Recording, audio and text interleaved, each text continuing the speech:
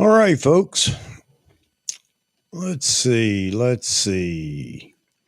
Supposed to have Frames in here tonight. FramesTM. It's his YouTube channel. But he's been very busy with some projects he's been working on. So I don't know if he's going to make it or not. So we'll leave the light on for him. If he makes it, that's fine. If not, then we'll just carry on and have a good time as usual. So hello, everybody. Glad to see everybody in here. Kind of keeping an eye on Supercross over here to the left, so I hope you guys will bear with me.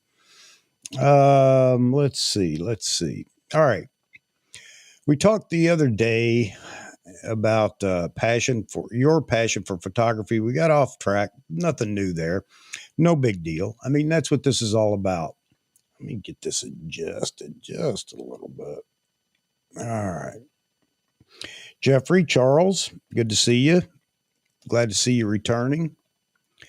Again, had hoped that Frames would make it, and the invitation is there. The link's there. All he has to do is jump in whenever he gets a chance. So hopefully he'll make it. Agnetha, good to see you. David and Mozman, how you doing, buddy? Good to see you as well. All right. So I've got a few folks lined up for the show. But I'm finding that people don't really understand my show. Hey, Hassan, good to see you. This is for you guys. And I know I keep preaching that, and I actually mean it. I don't expect to bring people on here that are just going to, that are expecting a line by line, question by question interview. I want you guys involved. And I've already talked to some people that are a little like, you mean they get to interrupt and ask questions? Absolutely, they do.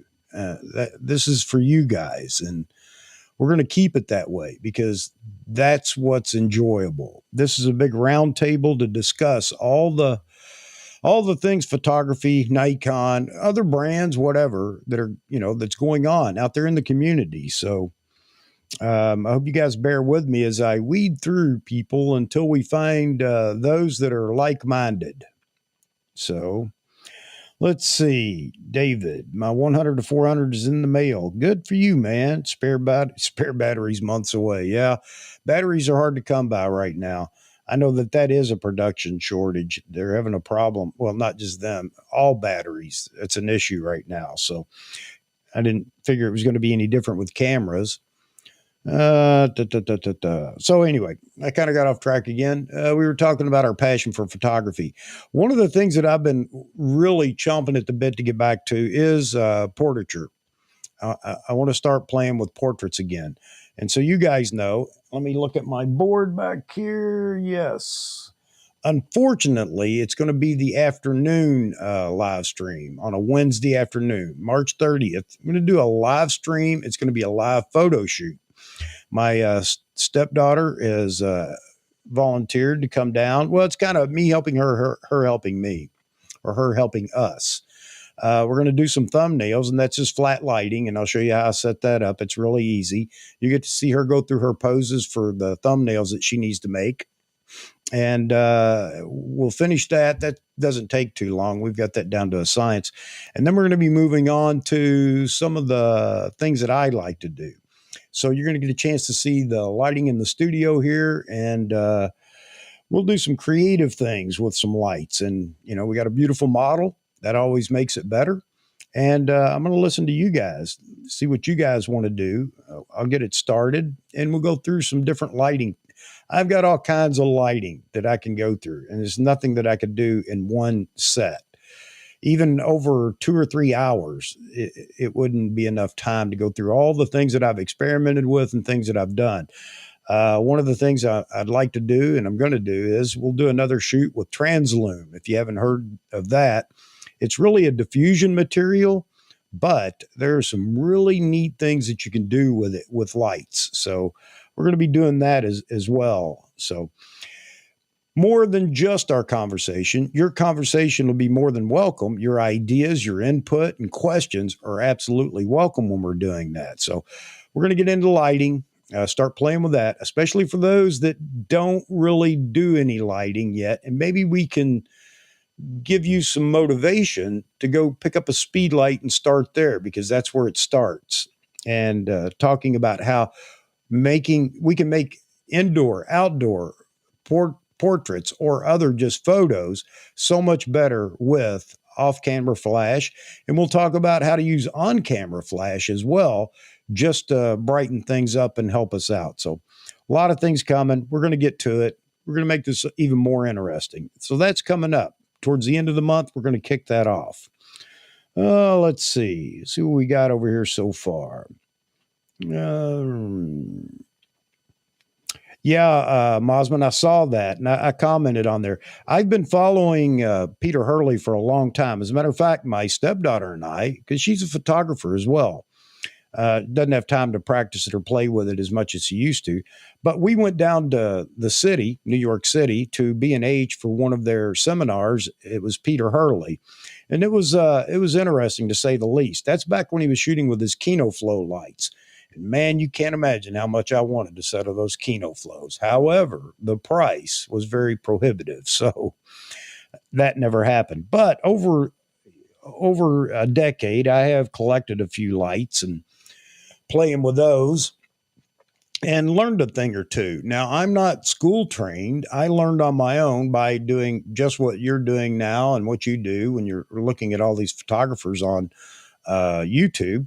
I kind of watched everybody, but I took a lesson from a couple of people, one of which was, believe it or not, Joe McNally. So it wasn't news to me when he brought up experiment, get the lights and do things. There's a lot of failures en route to, successes. So that's the big thing, is don't be afraid of the lights. Don't be afraid to fail. You don't have to show anybody your failures. Just get the lights and start playing with them. And all of a sudden it clicks.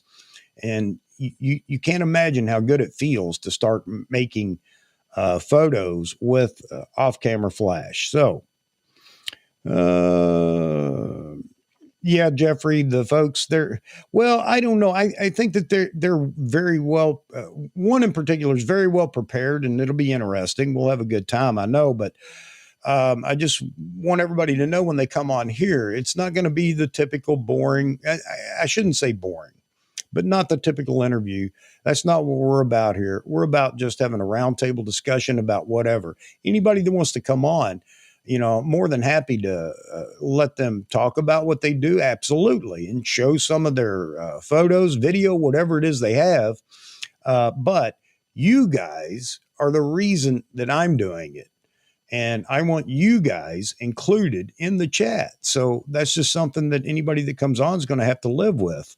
You guys are a big part of it. And the reason I feel that way is because for so long, I would watch all these videos, fantastic videos by different people, drop a question in the comments after the fact because it wasn't live, and it's never to be answered. And that's, I understand when they've got 300 or 400 or 500 comments.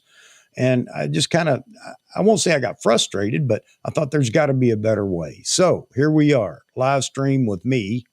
And you guys are invited, and not just invited, but included in the chat. So speaking of which, let me get down here and see what's going on. Hey, Roy, good to see you in here. Albert saying hello to everybody. Hello, Albert.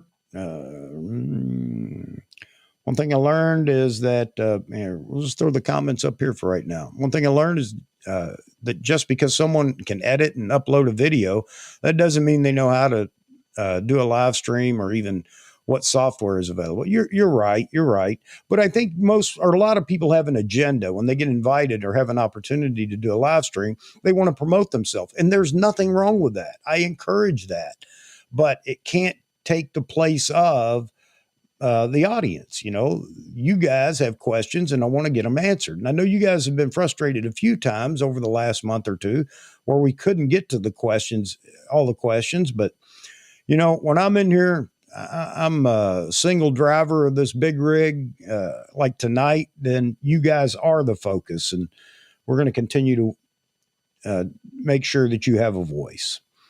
Roy got a EL18C.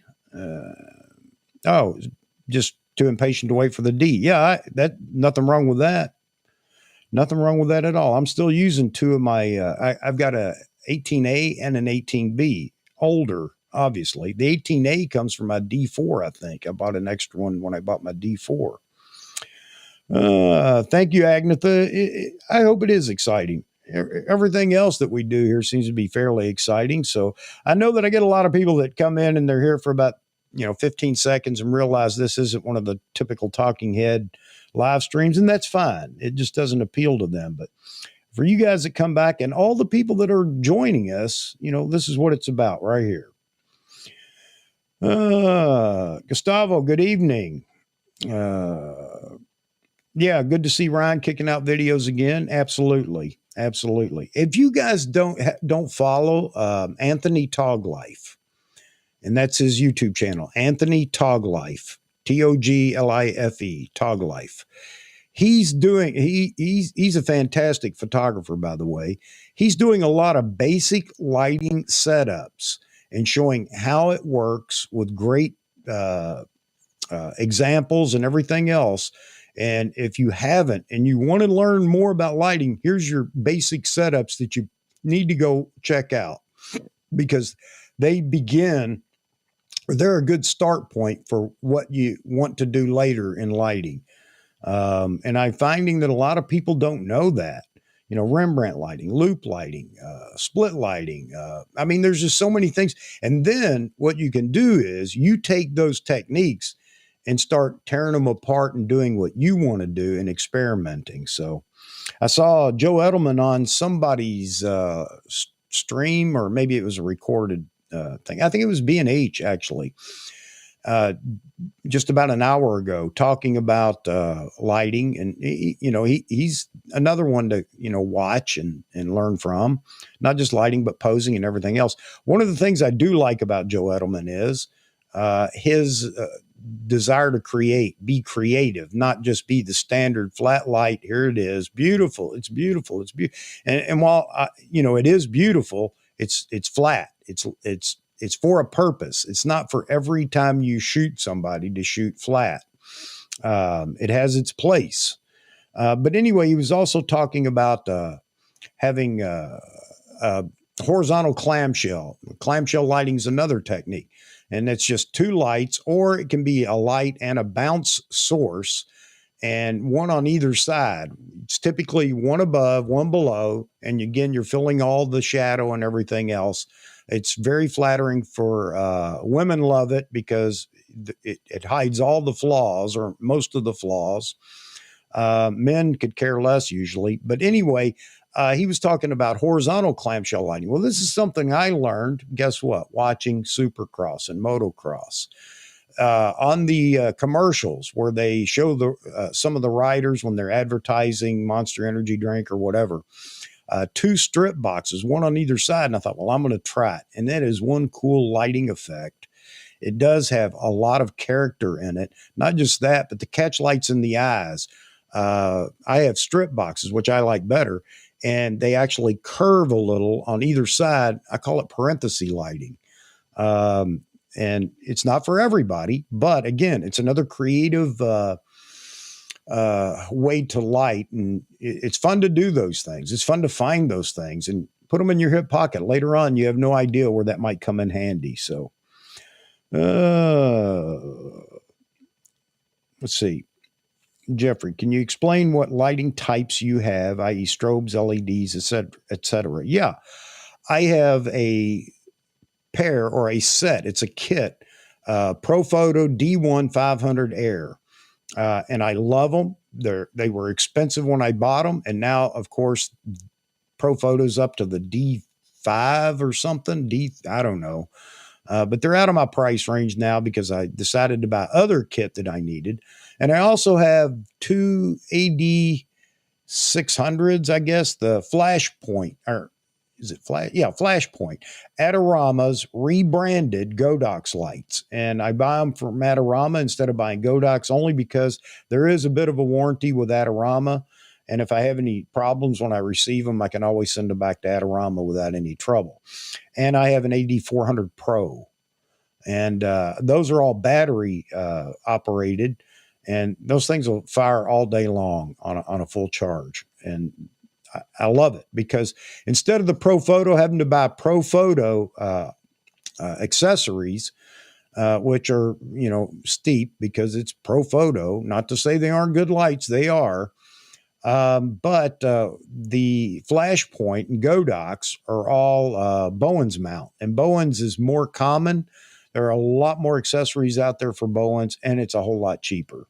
And if anybody wanted a recommendation, I wouldn't say go buy it, but go check it out. Cheetah Stand. I love their soft boxes. They're quick open. They're heavy duty. They're going to take a beating, but they're just fantastic modifiers.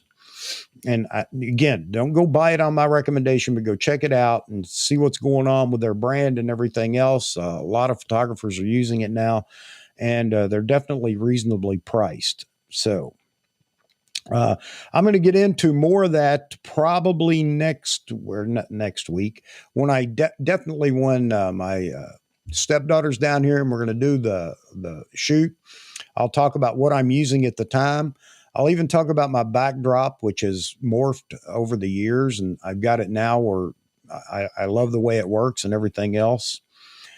Let's see. David Stewart talking to Roy here. I don't have the battery charger for the Ian. Okay, David, I didn't either when I sold my D5, so I just bought a Watson Nikon EL battery charger. And it works just fine. The only problem with it is you can't do the recycle thing with the Watson charger.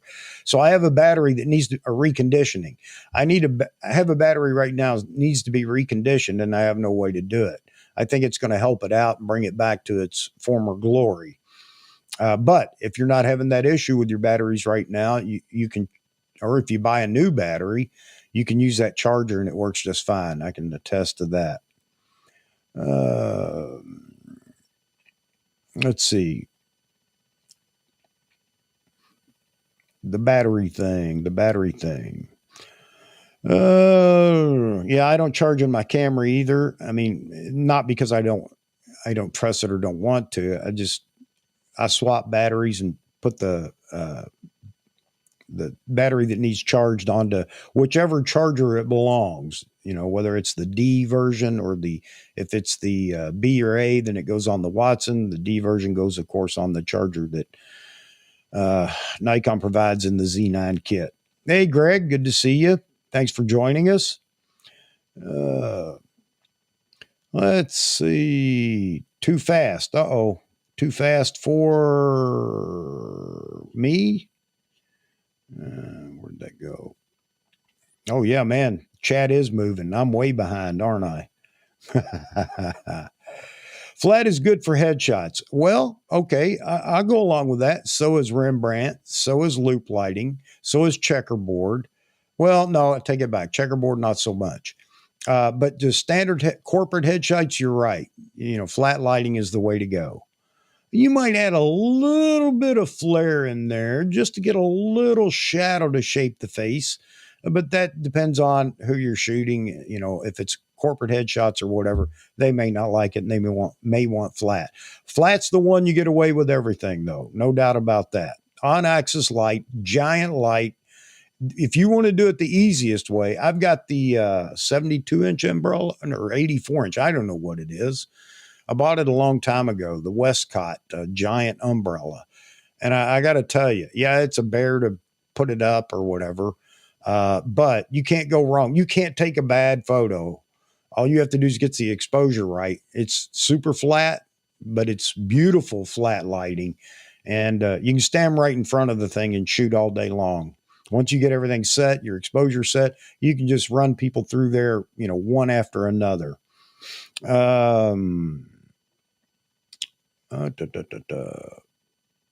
Yeah, Grays did mention the Z4 rumor. I don't know where they got it. I wasn't paying attention to it enough. I was doing something else, just listening to it in the background.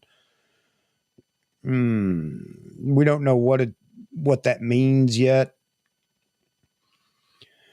But see, I think everybody's coming on board. Everybody knows Nikon's got to drop something this year. I don't care what everybody said. Remember early on, oh, it ain't going to, the Z9, and it's going to be out for 5 years before because they don't want, oh, God, I'm so sick of this old photographer, talk. They haven't figured out yet that they're wrong. They've been wrong for years, but I'm telling you that Nikon's going to drop something this year. Absolute worst case is we get a development announcement this year, but we're going to see something because even Nikon knows the Z9 is not carrying them into the future. It's just the start. The majority of the people out there in the Nikon camp are waiting on that D850 replacement. Am I wrong? Tell me. But you're going to have to prove it because too many people, even when the Z9 was announced, too many people were already saying they're waiting. What are they waiting for? That D850 replacement. That's the one that puts Nikon back on the map, back in the race, back in the game. Z6 III, Z7 III, don't know. I predicted that those are going to go by way of the dinosaur, but this one I'll agree could be wrong.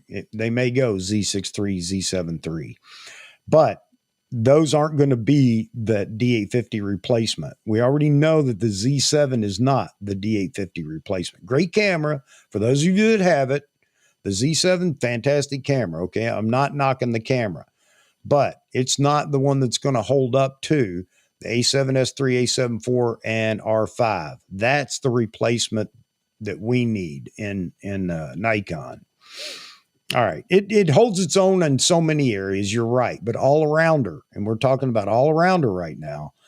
All rounder, that's a different camera. F mount, 500 PF on the Z9. The Z mount is, as you say, for 100 400. Let's see. Oh, you wanted the F mount for 500 PF. You're probably in a conversation with somebody, Jeffrey, and I'm just confusing everybody, but trying to read your comment or your comment here. Yeah, the Z4, what's it going to be? Is that going to be the APS-C camera? Who knows? There wasn't any information about it, just rumor of it or something.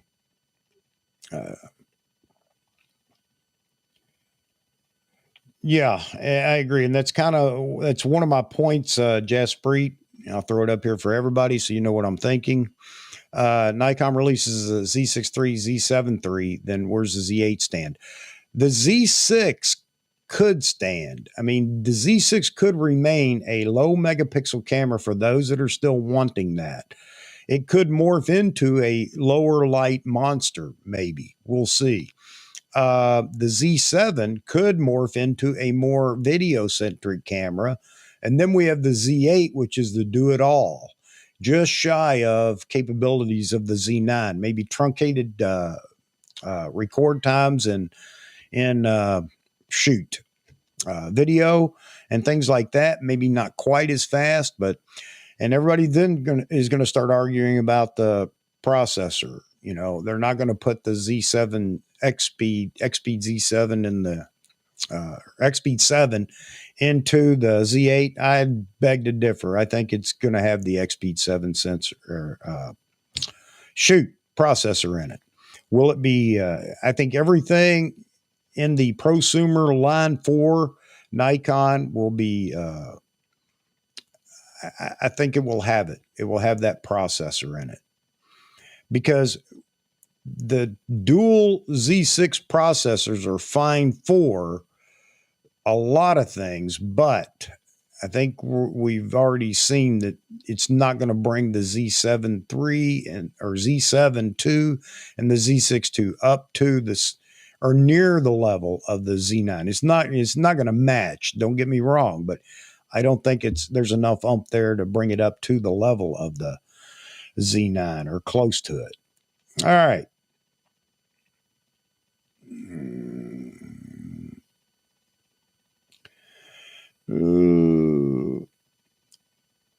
1 million ISO. There you go. There you go. Hey, you don't know, man. There may be something off in the future that could help with that. Maybe. Uh, the Z4 could be. Well, what are you talking about as far as a Z4, Mosman? Are you talking about a APS-C camera, or are you talking about another full frame camera in the Z4? Somewhere in there, we're going to have to see. I have to, but I'm sure we will see a prosumer APS-C camera. There are enough people that still want that. So, and maybe they give the Z4 a smaller body, which everybody wants. Lord help us all. I'm glad we're not fighting a war, because guns would be way too heavy.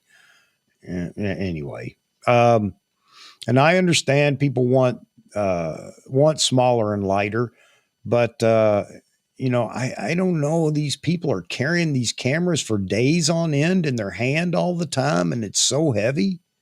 It's just ridiculous. We didn't talk about this years ago. We didn't talk about it till we got to mirrorless cameras, and then everybody became, wimpy. I ain't got to have a small camera. I know I'm going off on that, and I shouldn't.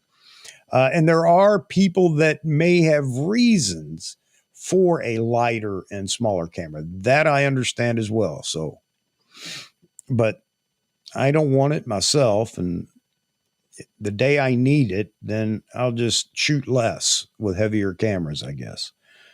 A full frame point and shoot? That's interesting. You mean like the cameras that they announced and never actually came to fruition? I actually wanted one of those. I can't remember the name of them, but they were neat looking little cameras. Mosman, there you go. Couple of Glow quick strip boxes. Yep. Yeah, Glow's made a name for themselves as well. They have. I just kind of got stuck on the Cheetah stand. I really like them. They're heavy duty, and he stands by his product 100%. I had a little clip on one of my soft boxes that came off, and I just emailed him and said, hey, I can't remember his name there now, but he's super great guy. Can I get this clip? And I sent a picture of it, and he said, send it to me. I'm sending you a new softbox today. That's how fast that happened. That was great. All right. So David says, and I'm not going to completely disagree with this. Whatever they have has been in development for more than 2 years. Maybe. They have a good template to work from. They've done a lot of the development already with the Z9, and it's a matter of fitting it into the body and adding whatever latest tech they might have. I don't think that the process is as long as we think it is. Used to be, but now the demand to turn around cameras quicker, and we can argue about that too. Well, they shouldn't, this, that, whatever. Hey, business is business. They got to keep up with everybody else, and that's what everybody else is doing. Nikon is going to do the same thing, whether you agree with it or not. So, yes, there is a good possibility it's been in development for 2 or 3 years. That is a possibility. I tend to think that it's moved a whole lot faster now because of all the development they did with the Z9 and new technology that they found for the Z9 is now available and not a development piece for that camera. So we'll see. We shall see. You know me, man. I'm living on the edge, buddy. I'm taking risks. I'm not playing it safe like everybody. The easy thing to say is it'll be 2-3 years before we get it, and blah blah blah, and yada yada yada. That's easy. That's safe. I'm not safe, man. I'm going for it. I say it's going to happen quicker.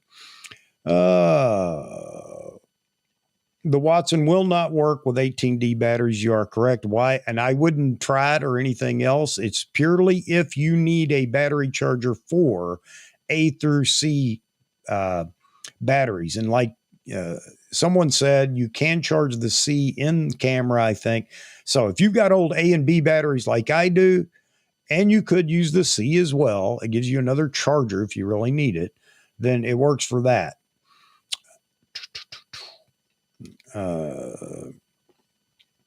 Jaspreet, man, you're on it. I agree with you. I agree that Nikon should give us a development announcement here before long for something.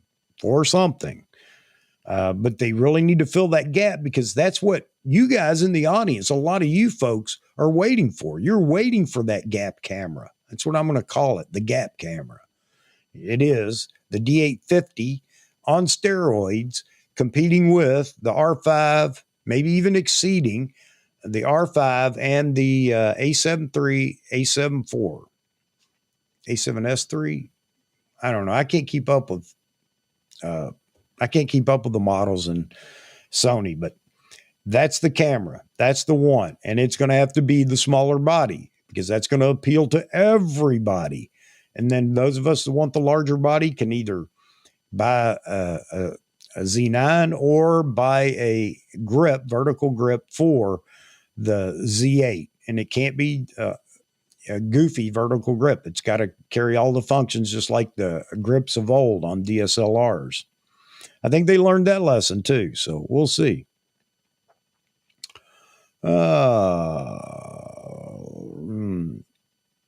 Yes, umbrellas are undervalued. I agree with you.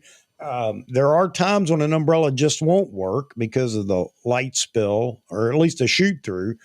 But most of the time you can get away with, I shouldn't say get away. You can do some great portraits with umbrellas. Not a good thing on a windy day outside, but neither are soft boxes either, I guess. Jeffrey, looking at the TT985, the Godox versus the SB5000. Okay, now I know people are going to hate me, maybe. I'm going to say stay away from Nikon's speed lights, because what's out there is out there, and I guess there will be no mo. And not just for that reason, but I know it works with the CLS system and everything else, but if you never used it, then don't worry about it and just learn to use the lights, external lighting with a controller. So whatever system you buy into, make sure that it is a system. And I don't even know of one now that doesn't have a controller, off-camera controller or on-camera controller. And you can also use the Godox and Flashpoint lights as controllers, speed lights as controllers, but that's kind of giving up one of your lights. Just buy the little controller that goes on top, which is...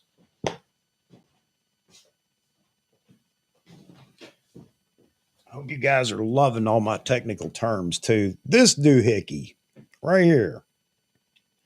There it is. And they have a cheaper one than this too, but you know, for $20 you get this one. We'll talk about how it works and everything else. For those that don't know, I don't want to bore everybody to death. Most of you probably do know. But that can control all your lights. If you buy into the Godox Flashpoint system, you can control every light that you buy. It works. I have an AD200 over here too, which is actually a nice light. It really is. A lot of people thought it was a gimmick, but they've sold tons of those things. David Stewart, my Z9 replaced my D850. Yeah, and me too, David, me too. You know, I hate to get rid of my D850, but I have a high megapixel camera now. That's what I really loved about my D850. It's great for studio work and things like that. But now I've got a camera that does that plus everything else. So, and that's the reason I was so interested in this Z9.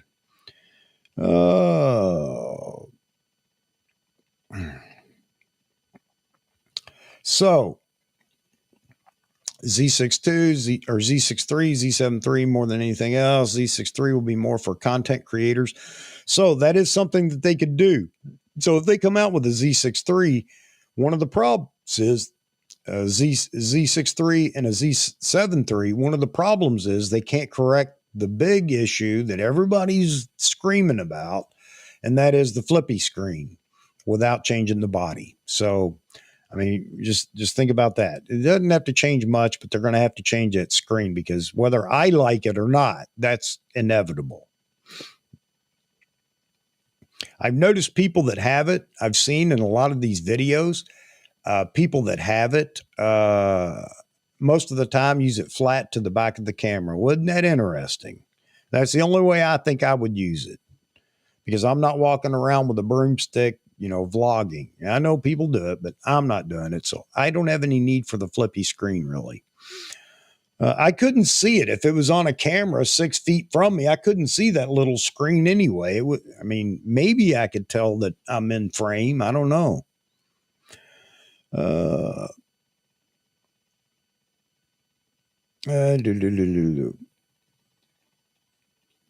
have to fly. Jeffrey's saying they have to slide in the $3,500 to $3,800 camera body. Yes, they do. Yes, they do. But not just because of the price range. It is partly the price range, but it's the capabilities that go along at that price range that rival what the competition is doing. And who knows? Nikon may be on a spree here with pricing. We shall see. The lenses, not so much. I'm talking super telephoto lenses. But I don't know that we ever expected those to be bargain basement prices. That's a lot of glass, a lot of very good glass.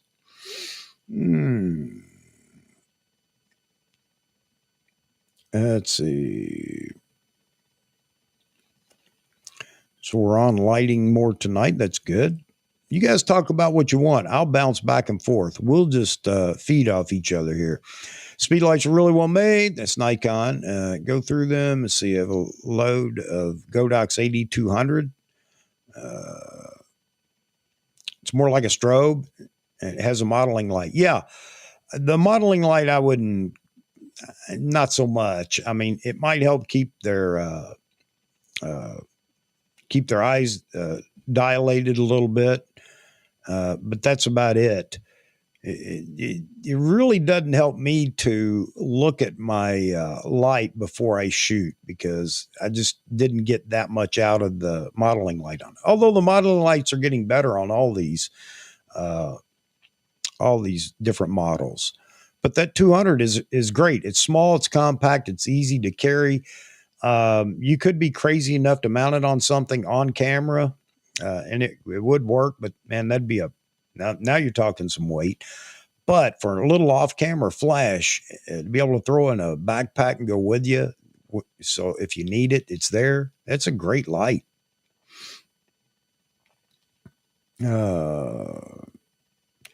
Yes, Jesprit, this has been my argument all along. Nikon has to show everyone that Nikon has all the bases covered and will into the future.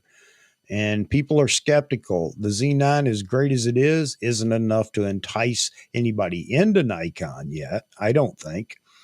And if, Sony keeps knocking these cameras out like they are, and Nikon isn't competing with them, then, there you go. D500 replacement, Timothy. Yeah. I still have my D500 as well. And I think, maybe the D or the Z4 is that. I don't know. Again, great communication by our favorite brand, Nikon. And that's crickets. Give us a hint. Give us a clue. Throw something out there. Leak something. Let everybody know that, hey, don't fret. We're on it. We're on the job. No, can't do that. Yeah, Mosman, this is the thing everybody's waiting for. Or not everybody. A lot of people are waiting for. You've heard Con over at Grays from Westminster say he'd like to see 100 megapixels. So, I know here comes the comments. I don't need 100 megapixels. I don't either. But I'm willing to entertain the idea, if the technology has moved forward enough that we can shoot at 45 megapixels if we want without degradation, or we can shoot at 100 megapixels, and there's no cache theory that allows us to not have humongous files.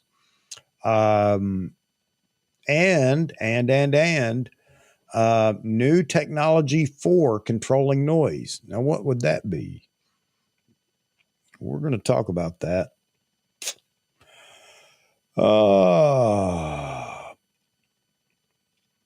Maybe Z8 will be 6K, 60 frames per second, R3 specs. Man, almost jumped off track there. Z6 III will need 4K, 120, if not 6K. So, yeah, who knows with those two cameras. But speaking of the R3, everybody see Matt Granger's video shooting and comparing the 1.2s, the Nikon 1.2 and the 50mm 1.2 and the Canon 50mm 1.2. Interesting, because now, and I'm not going to bash Canon yet or laugh or do any of that stupid Sony, fanboy stuff, but it seems that there may have been a couple of hiccups in acquiring focus and things like that. I don't know if it's because he's not as familiar with the R3 or what, but that was interesting. So maybe some of the Canon folk will lay off of us for a while. The R3, as good as it is, might not be perfect. Wow. That'd be amazing, wouldn't it? A camera's not perfect. Z6 III needs 30 to 35. Because we have 24 for so long. Yeah, D750 was 24 megapixel. Yep, absolutely. My bride's home. She went to a concert with a friend tonight. Hang on just a second. Hello, my love. Hello. Glad you're home safe and sound. Me too, and the road is blocked here. Yes, it is. I didn't know that. It's because you don't read my text or call me before you leave, so I can. I heard it. All right. And it just said, be careful. It didn't tell me that it was closed. Yeah. There you go, folks. My life. My beautiful bride. Exactly. How dare I imply that anything you said anything wrong? There you go. Now you got it. You see who runs the place around here, don't you? Sorry about that. No, I'm not. It's life. Z4 will be medium format. Boy, that's an interesting take. I know Matt Irwin wants that bad. I don't know. I think Nikon could entertain that idea, but again, folks, right now you gotta fill the team before you fill the bench. And right now the team's missing a person, that gap camera, before we start looking down the road at what else they might develop. Your mirrorless pack is heavier than your DSLR one. That's funny, Roy. Everybody became wimpy when they started passing out participation trophies. I agree, Chad. I agree. Old people had strong bones and muscles to carry heavy camera bodies. Youngsters complain about an extra 30 gram over the other brand. Isn't that the truth, man? When I hear them talking about that's a plus or minus or a pro or con when they're, holding two lenses. Well, this one weighs another 38 grams. Are you serious? My pocket change weighs 38 grams. Is that really something to review and make a big deal about? Crazy.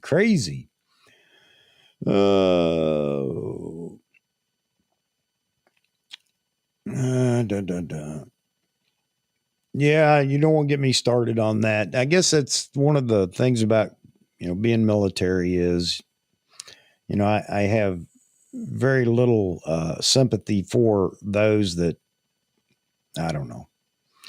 Anyway, there you go.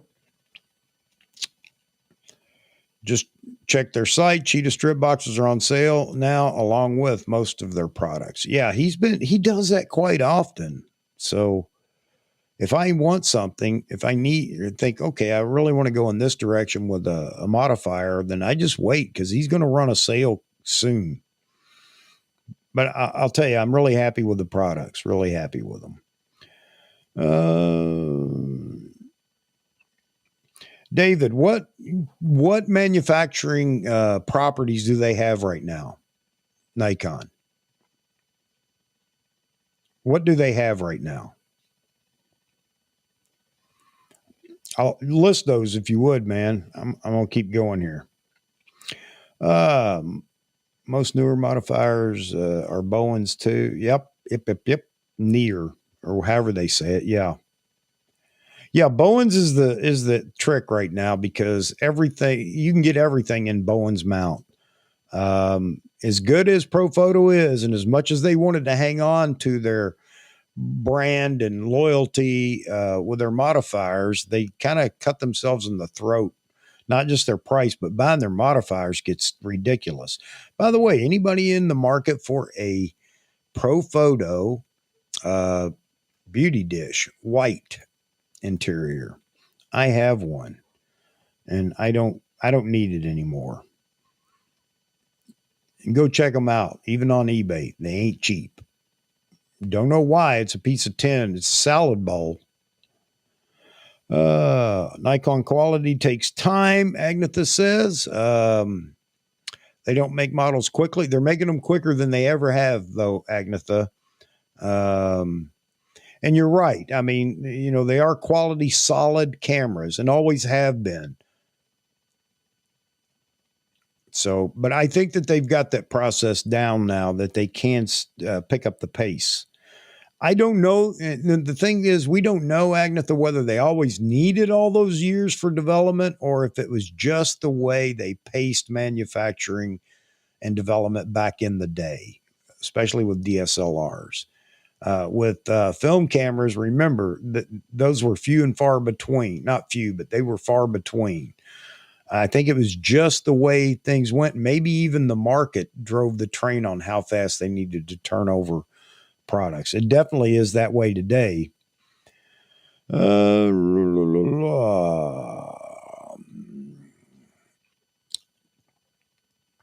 Let's see. If I was Nikon, I'd make a 30, 36, or 35 megapixel 6K camera as a Z6 II replacement.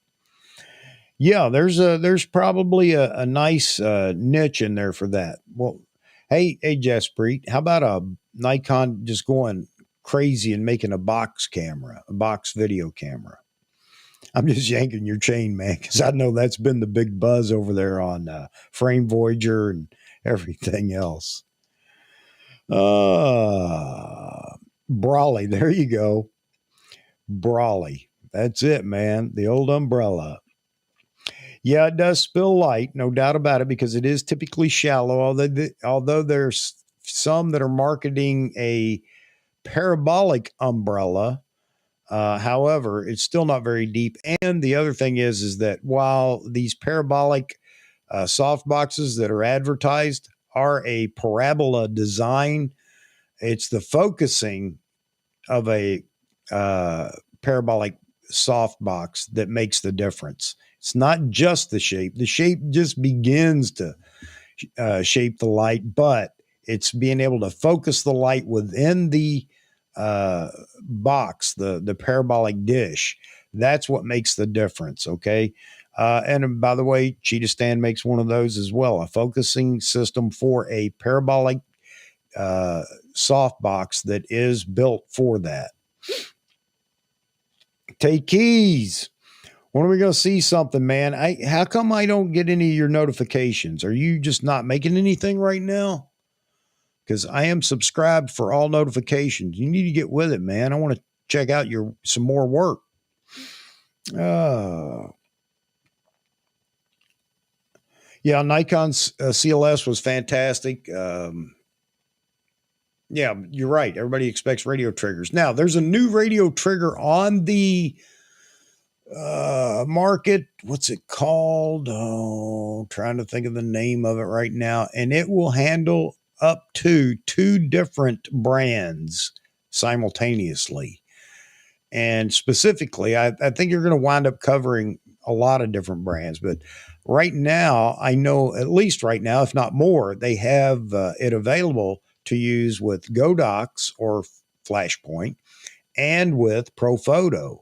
So you can control both systems on one controller. I got to check that out again. I haven't checked it in a while. I know that they were doing some firmware updates on it and things like that, but man, that makes life really simple. So you could imagine if you had Westcott and Godox that you could buy one controller to control them all. That would be fantastic if you have different lights as well. Jesperi, I did that to get you going, man. Nikon's version of BMP-CC, 6K full frame sensor with amazing photography capabilities. Yeah, I don't even know if you need photography capabilities anymore. If you're going that route, I say don't even worry about photography. I mean, just go full bore video in that body, and leave it at that. It could be a first for Nikon again, the first of the big three to go box camera for video. Jeffrey here. This is a good comment and to talk about too. Next firmware upgrade on the Z9 tweaks the AF, add the D850 group AF mode, or be able to customize the AF area size. Improve lock on subject for small birds and brush and 3D tracking tweets. Yeah. So all that is algorithm AI, AI and algorithm. So I'm wondering now, yeah, I guess it could be a firmware update for all that. It's going to be interesting to see what they do. Are they just going to come out with some bug fixes that we've identified and the video specs that were, I want to say, promised by Nikon? I guess it was, and leave it at that? Or are we talking about adding even more in that firmware update? And that's going to be a large firmware update to begin with. It's going to be interesting to see what they do, though. It really is. I had hoped we'd get one for the Z6 II, Z7 II, but again, after further review, realized that Nikon never promised anything. And so I do think we'll get a firmware update. I don't know if it's going to be anything close to what we hope it will be, but I think we will get one. Serious video. Let's see, you need a field monitor. Yeah, well, that's the reason. If you go to the box video camera, then you're going to have to build it. You have to build a rig around it. That's the other thing. They're never as cheap as it looks, because by the time you outfit it, build a rig with all the things that you need, now you've doubled the price.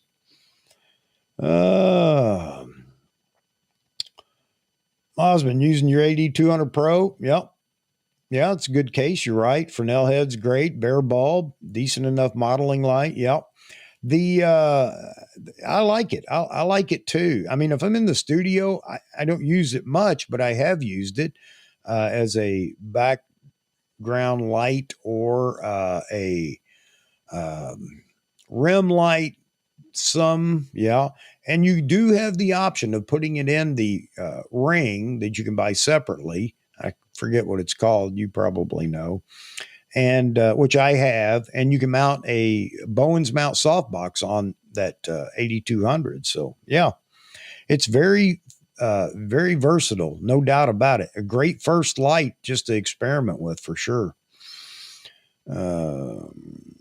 You think they're going to do experiment with a flippy screen, Jaspreet? I know they are, because they don't have a choice now. Too many people are screaming for it. And what's funny is so many people, and I've heard it here lately too, that have picked up the Z9 for the first time, talking about, well, I don't know, that screen on the back, tilting screen, feels pretty, susceptible to breakage and this and that. And I'm thinking, you kidding me? But that little flip out screen that we know breaks, isn't a problem? Come on. I know of a few YouTubers and with big followings shooting Sony that have actually admitted that they've had problems with that breaking. But hey, whatever.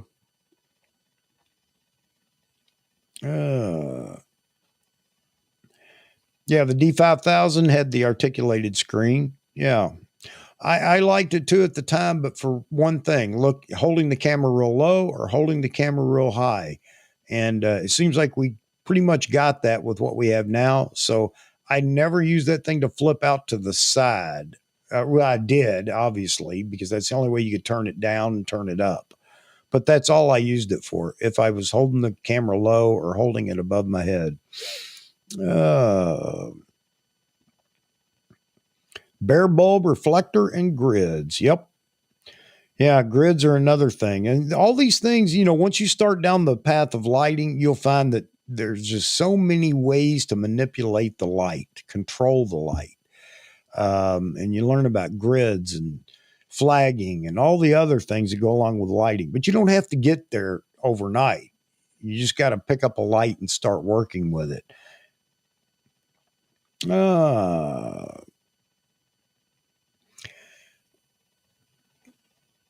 No, shoot. Hang on a second. Let me go up here. I can look over here and see there we go. All right. All right.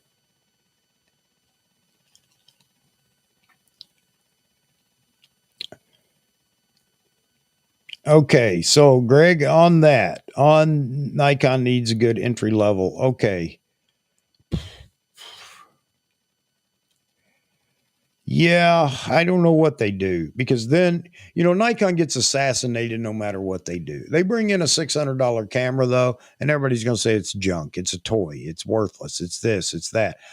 And I'm not saying that they don't do it for that reason, but it's going to get beat up. It's not going to be near as good as the Sony line entry level cameras. No way.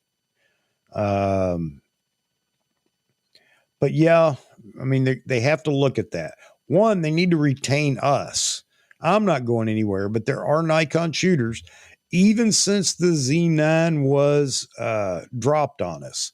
There are still some Nikon shooters that have left Nikon. I know of one. The Z9 wasn't his cup of tea. He's looking for the camera that I'm talking about. And instead of waiting for Nikon to do anything about it, I don't agree with him, so don't beat me up, but instead of waiting, he decided there's already one available and I'm going to go get it. He bought the A7 IV.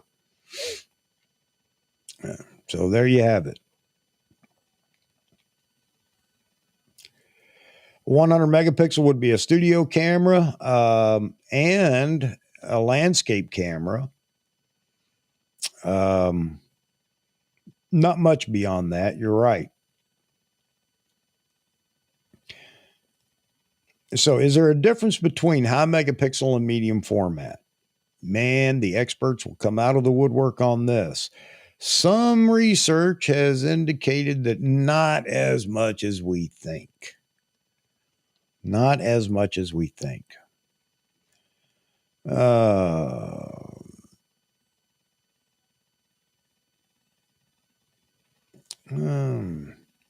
Jaspreet. Yeah, there's who knows what Canon's thinking over there.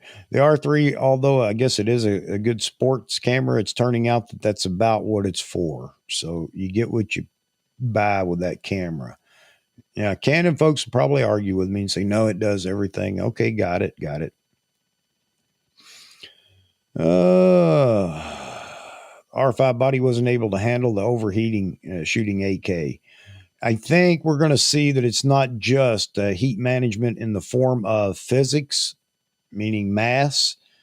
I think there's some technology. I really believe that there's going to be a way to contain that by compressing and uncompressing in the pipeline. So anyway, we'll see where that goes. That's going to be another biggie that comes up here in the next couple of years.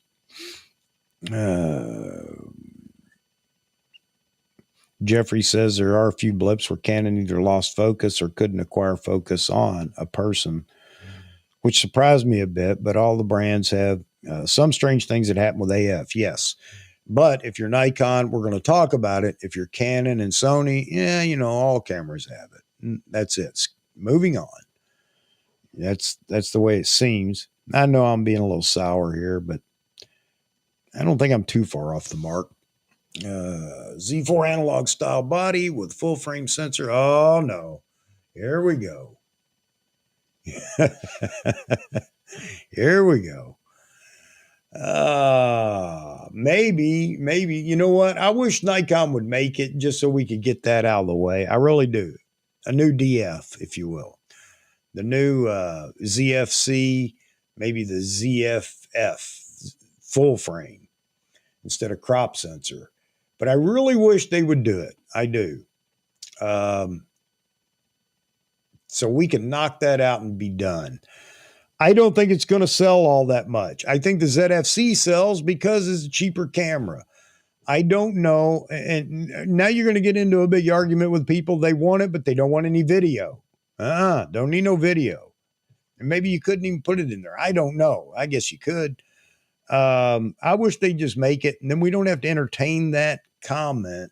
And I'm not talking about you, Jesprit, but so many people say they want it, and that camera will flop. I'm telling you right now, the DF, as cool as it was, flopped because there is a small minority of people that want that for whatever reason. Nostalgia, I don't know. But honestly, I wish they'd make one and then we're done with it. I really do. I hope I'm not making people mad, but I am tired of I need the iconic nostalgia, photo only camera, full frame. Let's make it. Let's get that thing out there, and then we don't have to listen to it anymore. We can just listen to people saying it's the greatest camera since sliced bread. Okay, it fits your needs or what you want. You got it. You happy? Quit screaming for it now. Sorry, I had to have a good rant in here somewhere.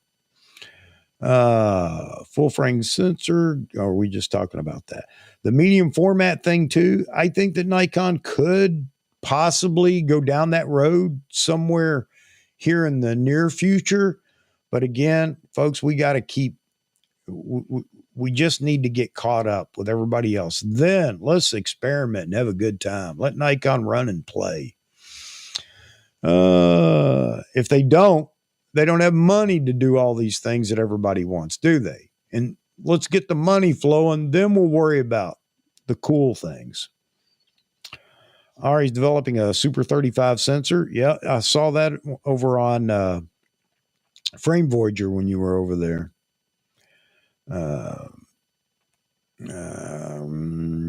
Brand X is POS. I have one for sale. If anyone is interested, had to laugh at that. I don't know which one it is, Chad, what you're talking about. See, the nice thing about being in the chat is you can keep up with the chat. I'm messed up over here. I'm answering questions that have been answered, or I'm not in the conversation, so I'm just saying, stupid things.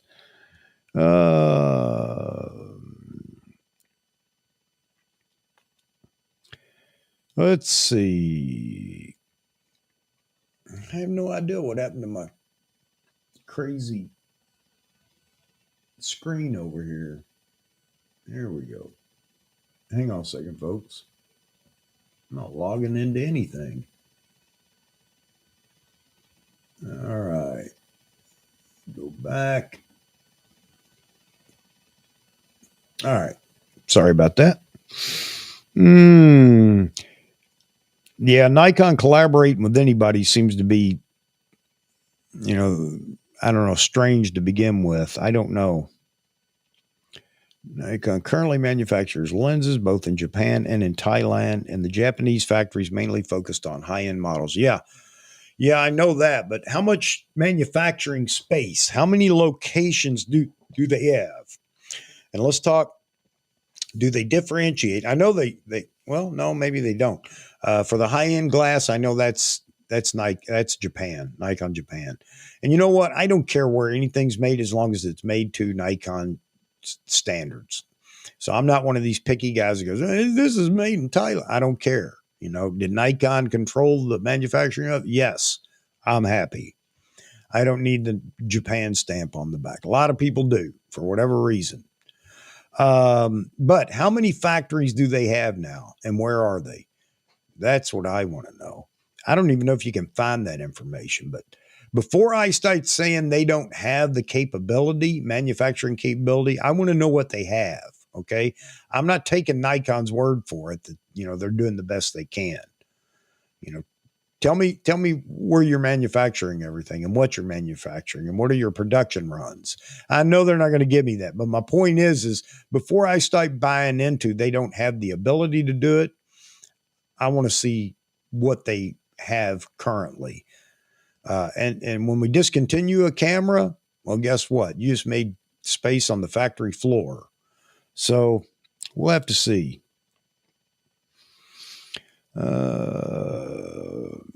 You'd think I was from Missouri, the show me state. All right. Take keys. New video coming Monday. All right, man. I'm going to check it out. I'm holding you to it. Hey, here we go. I know who this is. Hang on. I'm coming, David. Hang on. Hang on. Hang on. Hang on. All right. Try it now. Okay. Yep. I just put a link in the chat to Nikon's production facility. Okay. And it's actually very small. Which and this is their which facility? In the one in Thailand. Okay. And this is off. It's not off a Nikon site, but it does show the facility.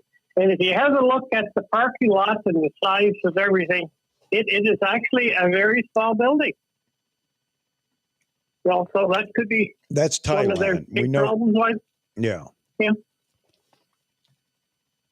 What else do they have? Does it say that this is it? This is it. Except for their small facility that they have in Japan. Okay.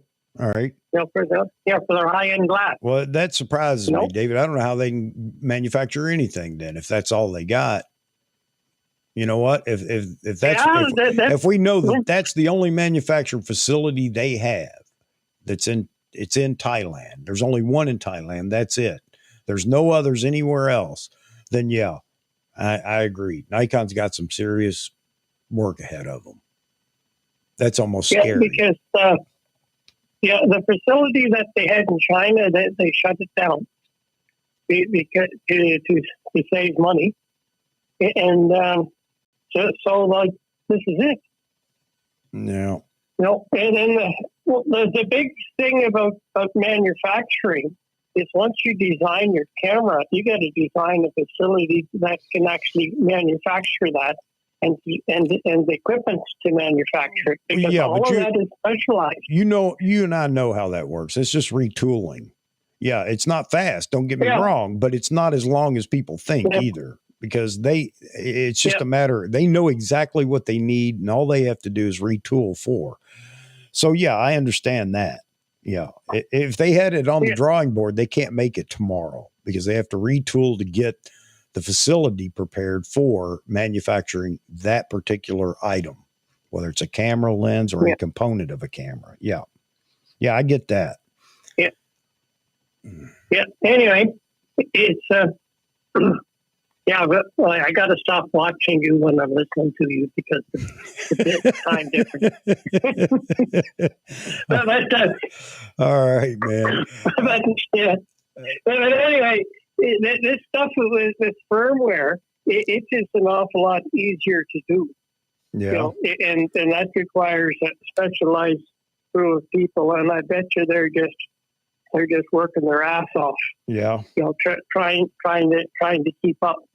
But there's a big thing with the big difference between the X-Speed 6 and 7, because what I understand from Nikon, that the 7 is 10 times faster than dual X-Speed 6s.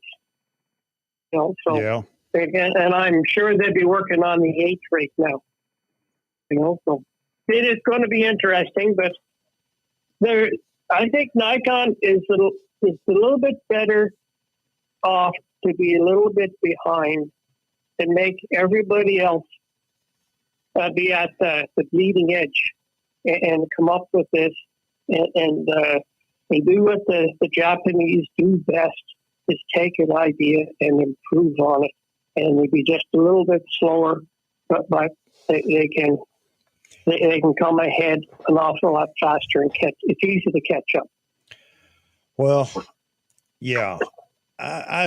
David, I'm sorry, I'm not sold on. I'm not sold on that's all the manufacturing space they have. I'm not sold on that by any stretch of the imagination, with the number of cameras that they're actually producing right now, and the fact that they're still producing 3,500 Z9s a month.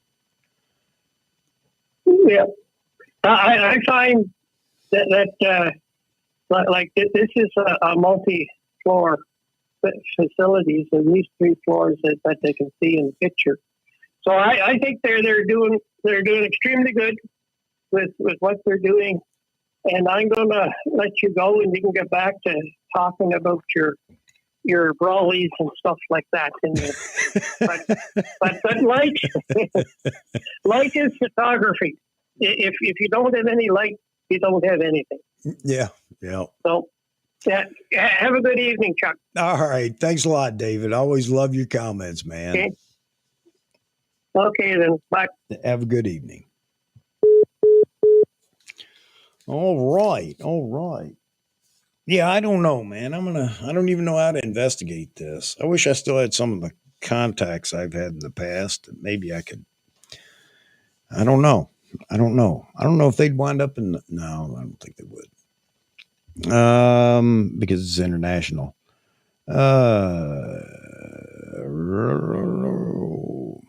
All right.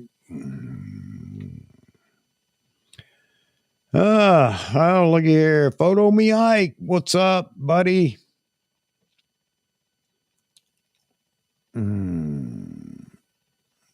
Well, it seems like I've jumped ahead in my comments, so I might have missed something here. All right. Great.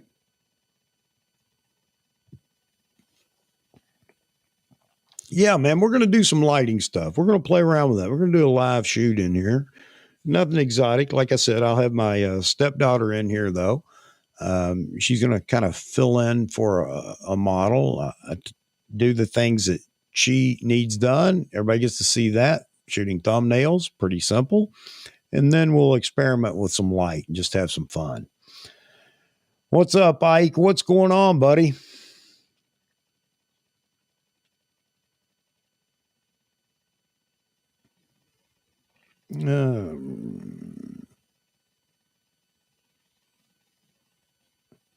Yeah, I wasn't even thinking of people inside Nikon at all. I was thinking about some other folks that I know, but I don't think I don't know.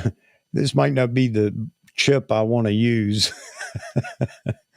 Looking for Nikon's manufacturing facilities. Looking at Google Maps, Nikon has a couple of facilities in Thailand. One is much smaller, could be a warehouse. Let's see, they're building a new headquarters. Yeah, I know they're building a new headquarters. I mean, the headquarters is multi-million-dollar, although they did need it because they had just a rental space in a building is what it amounted to. Yeah, I'm just, I don't know. I just got to believe there's more. There's more manufacturing space than that, but who knows? Hey, stepdaughter, you mean we finally get to break from your? Yep, you do, man. Finally, not my ugly face. You get to look at her, and she's beautiful. And it's hard to believe, as beautiful as she is, she's smarter than she is beautiful, if that's possible. But yeah, she's gonna step in front of the camera for me. She's done it before when I wanted to test some different lighting and things like that. So,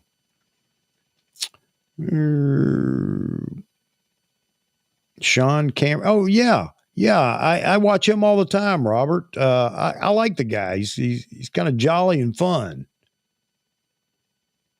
Matter of fact, I thought about maybe contacting him, see if I can get him on the show. I think he'd be a lot of fun. I think he'd mix well with our community here, our crowd.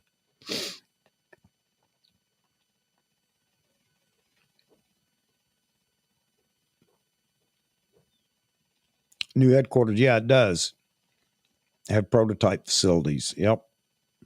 Yeah, their new headquarters is going to be for more than just the optics or camera division. I know. Yeah, they're bringing everything under one roof finally. And oh, Robert, go ET3, man. I got to watch a couple of the other, I got to watch the heat races. Had a good feeling from that. I know I want to watch that race. So as soon as we finish here, I'm going to go watch it. I recorded it. I watched the timing over here on the side, so I know he won, but I can't see all the action in getting there. And I'm curious to find out where Mookie, what happened to Mookie, because he looked so good today. I expected him to be a good possibility of winning tonight.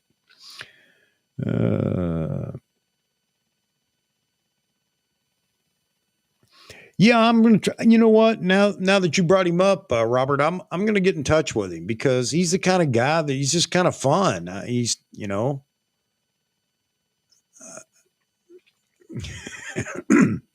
yeah, crazy Chug. Yeah. Rest tomorrow. Everyone have a great evening. Thanks for dropping in, Chad. Thanks for being in here, man.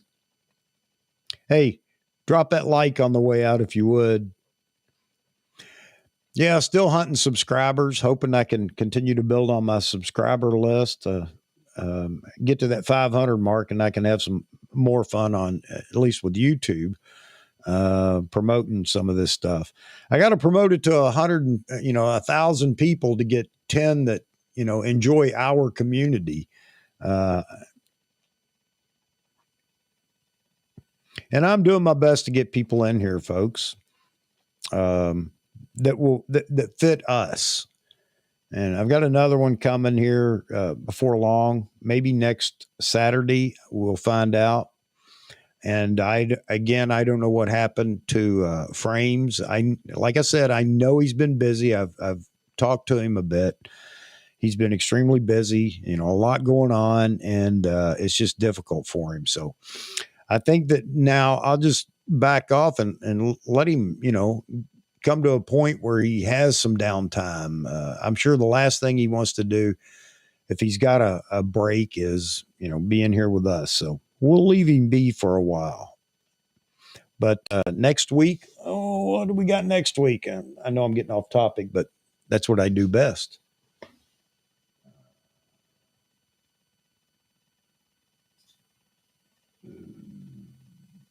Yeah, I have somebody, but he wants to reschedule for next Saturday night. So we'll see. We'll see how that's going to work out. John Ishey's ready to come back and join us again. And now he knows how we operate, so it won't be a shock to him. And maybe I'll get him, see if he wants to come by again. So you guys know, videography is on assignment tonight. He's actually shooting, he's earning a living tonight. But he said if he got an opportunity, he might listen in, maybe shoot us a phone call to say hi. All right, back to what are we doing here? When is Nikon dropping the NRAW firmware? Don't know. Don't know, Jaspreet. And we're on lenses over here in the side chat. using mostly high-end AFS lenses, 7200. Oh, man, that just brought about another thing I'm glad we're not hearing about. Uh-oh. Get prepared. Here we go.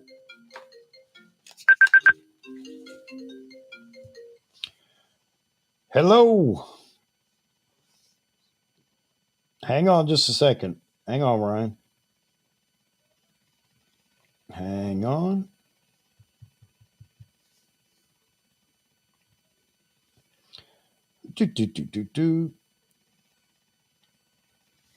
And all right, buddy, you there?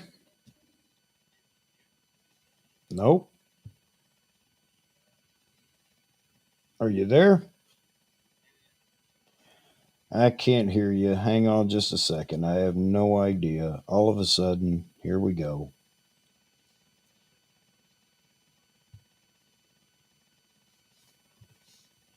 There we go. Come on. I don't want to have to do this again because.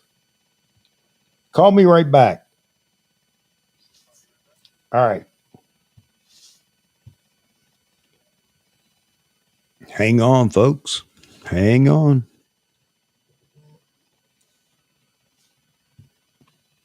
All right.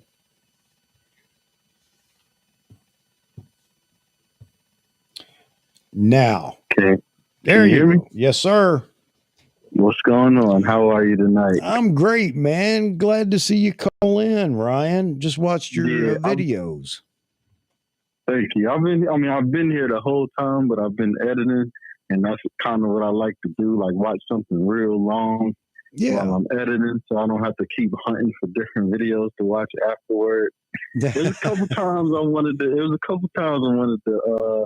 give my opinion on some subjects that y'all talked about, like with the future of the camera bodies. Yeah.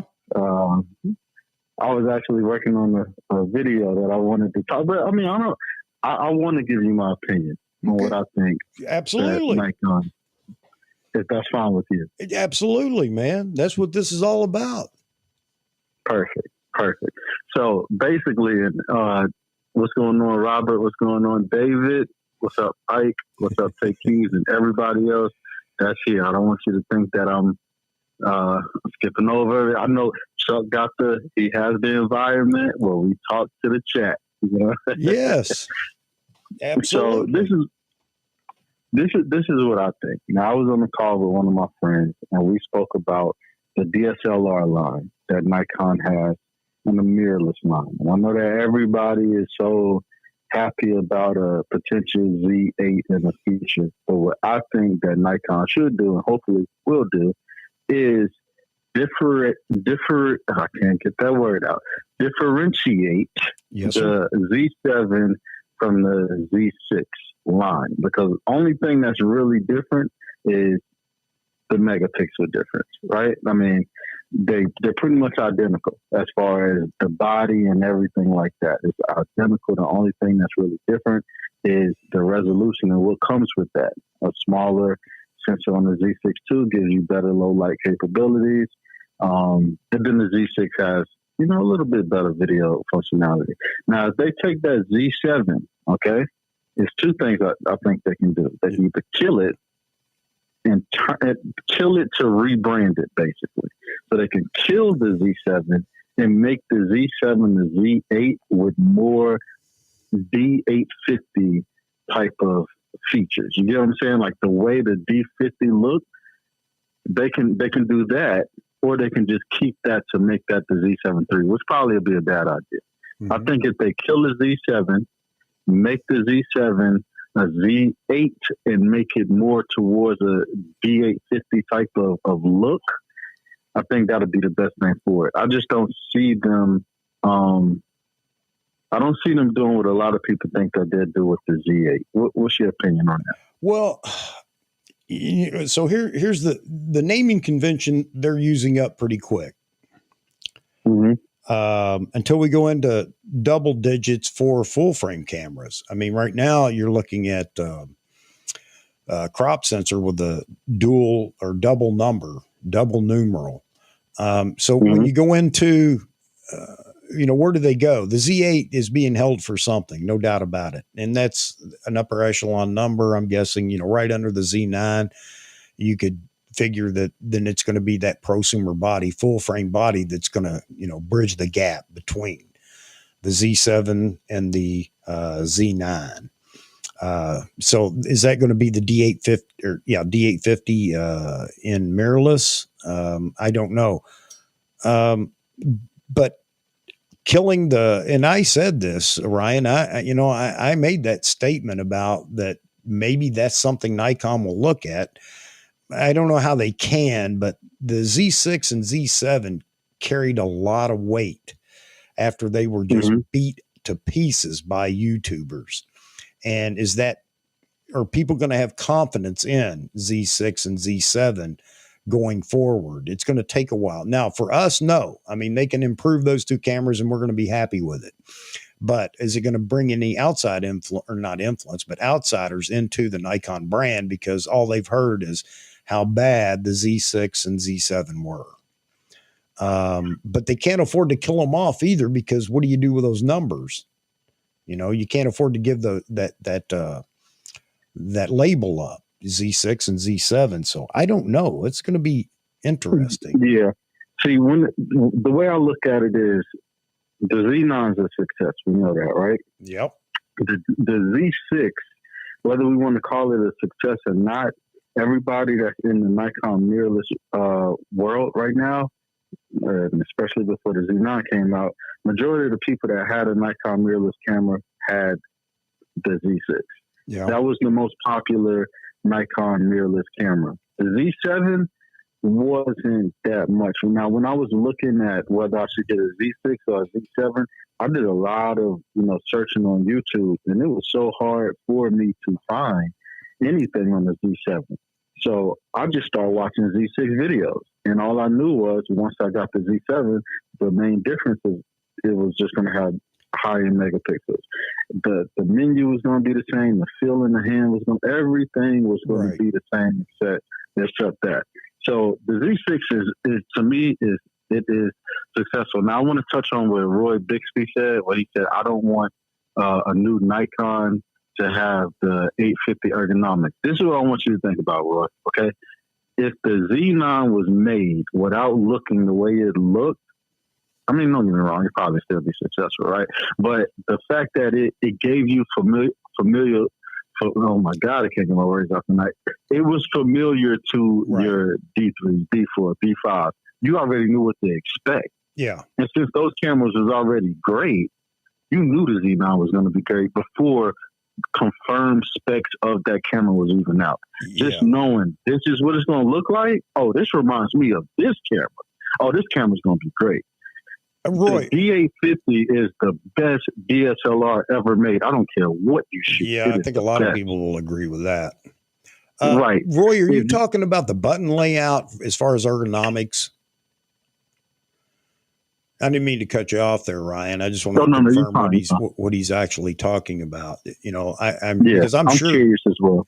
Yeah, I'm sure the button layout's going to be the same, and that would be different ergonomics from the D850. Now, he could also be talking about size and weight and everything else. I don't know, but we'll wait for his response. I'm sorry, I didn't mean to break your train of thought there. Go ahead. Oh, no. He said he prefers the layout of his D5 and his D850 box. Oh, I don't think they can go back to that. Yeah, so I just think that if they kill a Z7 and go to a Z8, that's going to be the best thing for them to do in order to have that next camera sell like crazy. Because it's like this, listen. If you tell the people that's still on DSLRs that they have a mirrorless D850, but you name it the D7 III, people may be skeptical. But if you bring this brand new name to it, right? This is the Z8. Right. This is your mirrorless D850. Yeah. Got the same number in the beginning. Yeah. You're good. Another thing I want Nikon to do, just saying, is, me, if you watch my interview I did with Nikon, I'm real, highly on this video camera. I'm sorry, but the Z5 is laughable at this point, and things don't have to stay the same. Nothing has to stay the same. The Z5 II could be what the Sony A7S or the S version. It can be that, because you got to give it something. You can't just keep putting this camera out that is a joke at this point. Is it good for an entry-level full-frame camera under $2,000? Sure, but spend the money and get a Z6 at that point. Yeah, Either you're get a right. crop sensor or get a Z6. Yeah, you're right. Yeah, the difference with the difference in price, I don't think is enough. I don't think it's great enough, because you're right. Just save a little more money, and now you're into a completely different camera almost. Right. So I just wanted to touch on that. I was going to make a video on that, on my opinion, but yeah. Ike brought that up a while back on the show here, talking about, Nikon's ability to get a entry level camera out there. But I think he was talking at a different level, not entry level full frame, but entry level for the aspiring photographer that doesn't want to shoot on his cell phone. What does Nikon offer that's in that 1,000 and below range with a kit lens and everything else that is, a good camera? Because Sony offers it and Canon offers it. Not so much Canon, they do, but well, they do, I guess, in the M50. Isn't that it? That's a good little camera. But the Z50? Huh? You talking about the Z50? No, on Canon. There isn't. Oh yeah, the M50. Yeah, correct. Yeah, and that's a good little camera. I don't know what they're going to do next with it or whatever, if anything. But he brought up a good point. Under $1,000, give me a camera. Crop sensor. That's fine, but good autofocus, flippy screen. Decent frame rate and decent video in it. And now you can go up to 4K, I think, without any issue in any of the cameras. So give me that under $1,000 with a kit lens. And now you got the Z50. They have the Z50, which was supposed to compete with the M50. Yeah, but just did a horrible job at it. Because the M50 you can get somewhere in the $700 range or something like that. And if you're looking, he brought up a point that I hadn't considered, and you tell me what you think, Roy. He brought up the fact that $300 doesn't sound like much to me or you or whoever, but somebody that's just looking to buy their first camera, $300 is a big stretch. So if it's 700 versus 1,000, that 700 looks a whole lot more appealing. And I can't argue with that. I think that's right. It just, so here you go. And I just dropped a comment. His wife just bought the Sony ZV-1 to use for vlogging. Yeah, there you go. I'm disgusted, but the little thing gets the job done. Has great AF and Carl Zeiss lenses. Yeah, and that's a great little package. And so what can Nikon do in that same, niche right there? And I agree with him, because those cameras are selling well. Nikon needs that same package, and I agree with that. Back to your other comment, though, talking about the Z8. Yeah, the Z8 needs to be its own monster. You got a Z9, which is the flagship. Z8 needs to be the next thing down on next rung on the ladder, just like the D850 was to the D5 or D6. So that's my opinion. Then if you're going to, and they're going to keep the Z6 and Z7 moniker, no doubt about that. Somebody put in there the Z7R maybe.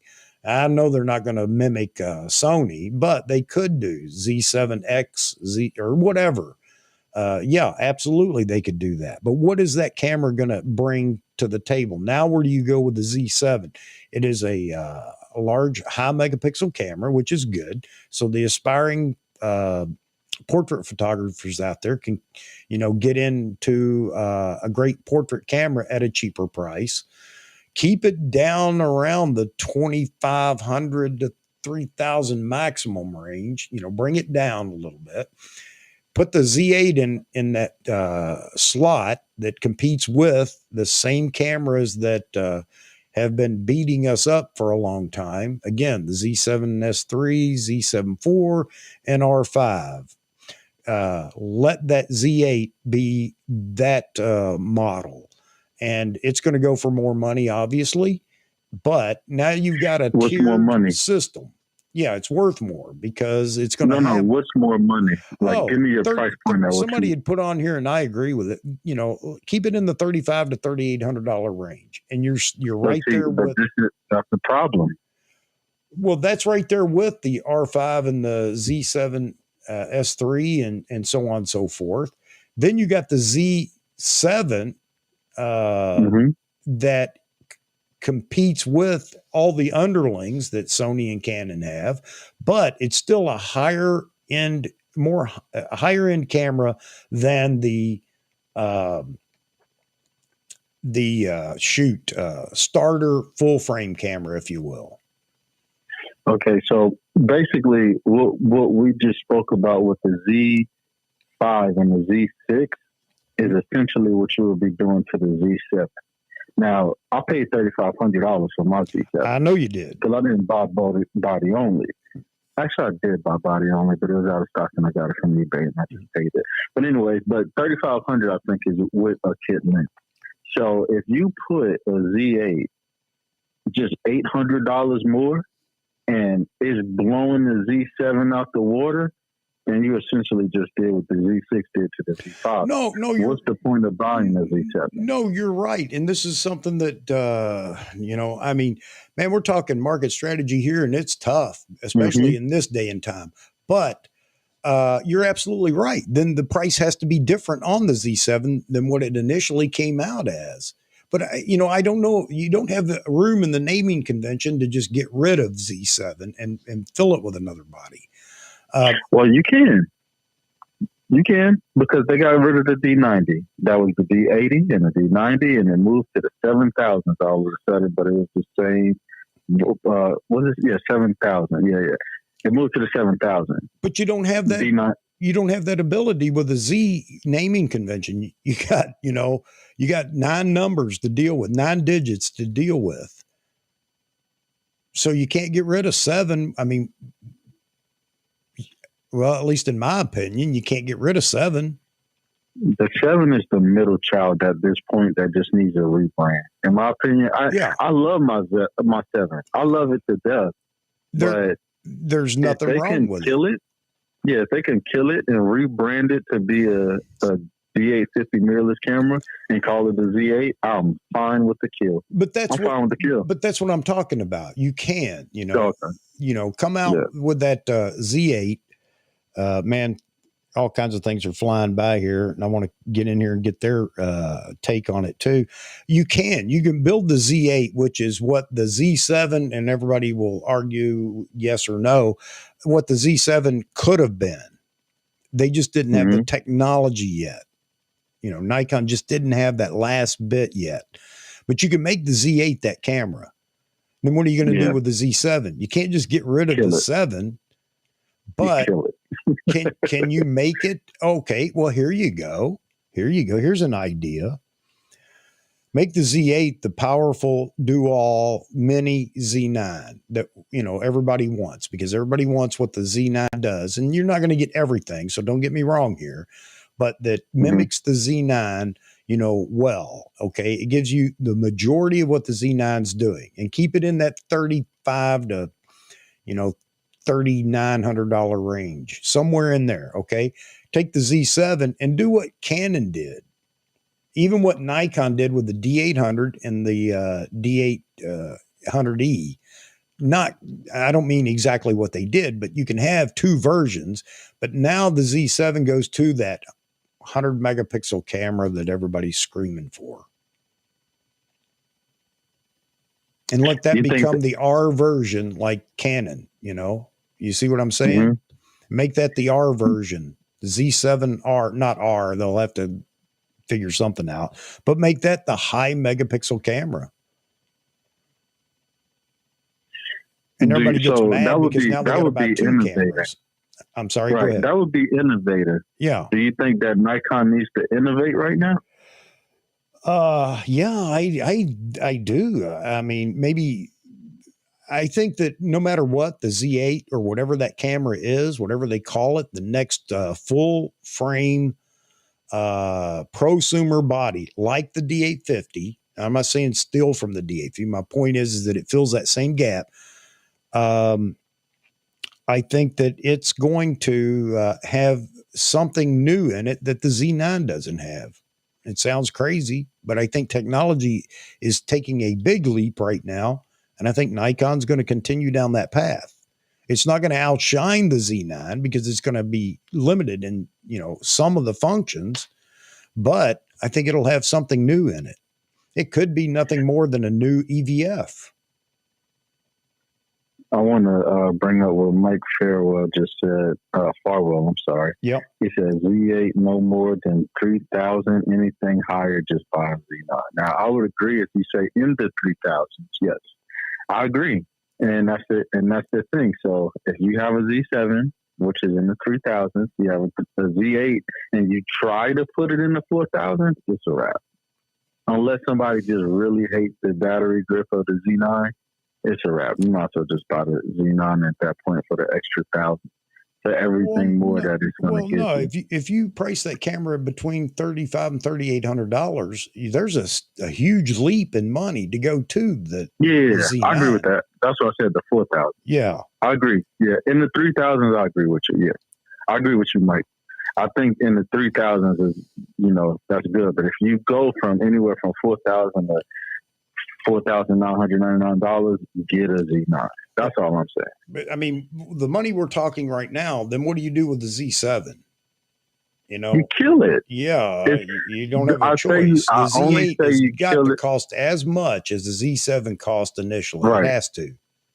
I agree. Unless it's going to be a lesser camera, and I don't see Nikon using that last digit, 8, up at the upper tier. I don't see them using it for a lesser camera. I don't. Right. And like I said, the Z6 is, in my eyes and in Nikon's eyes, it is successful. That name of even though it wasn't their flagship camera, it was their most popular mirrorless camera. So the Z6 name will always be there. But in reality, and I'm sorry, but in reality, a Z6, in my opinion, is just a better D750, or like a good mirrorless D750 in that series. Agreed. Right. So they should have named that the Z7 to be on par with their DSLR line. They missed that.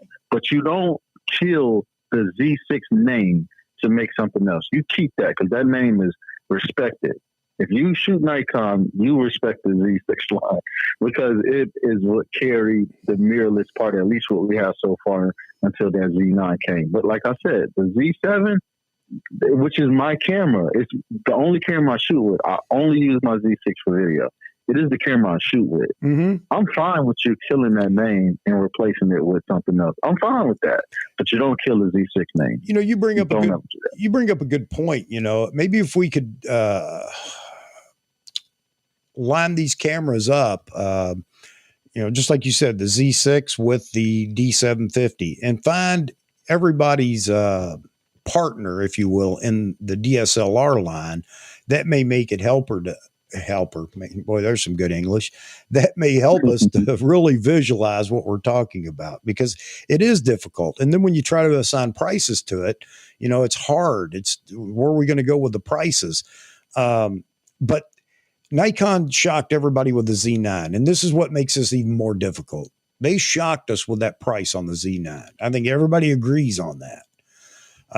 A welcome shock, but the ripple effect going down the chain, it's hard for them. How do they price going downwards now? Yeah. Unless this was a one-time thing with the flagship, and guess what? Next time it's going back up to 65 or 7,000. Yeah. Of course, they're not going to tell us that. We don't have any idea.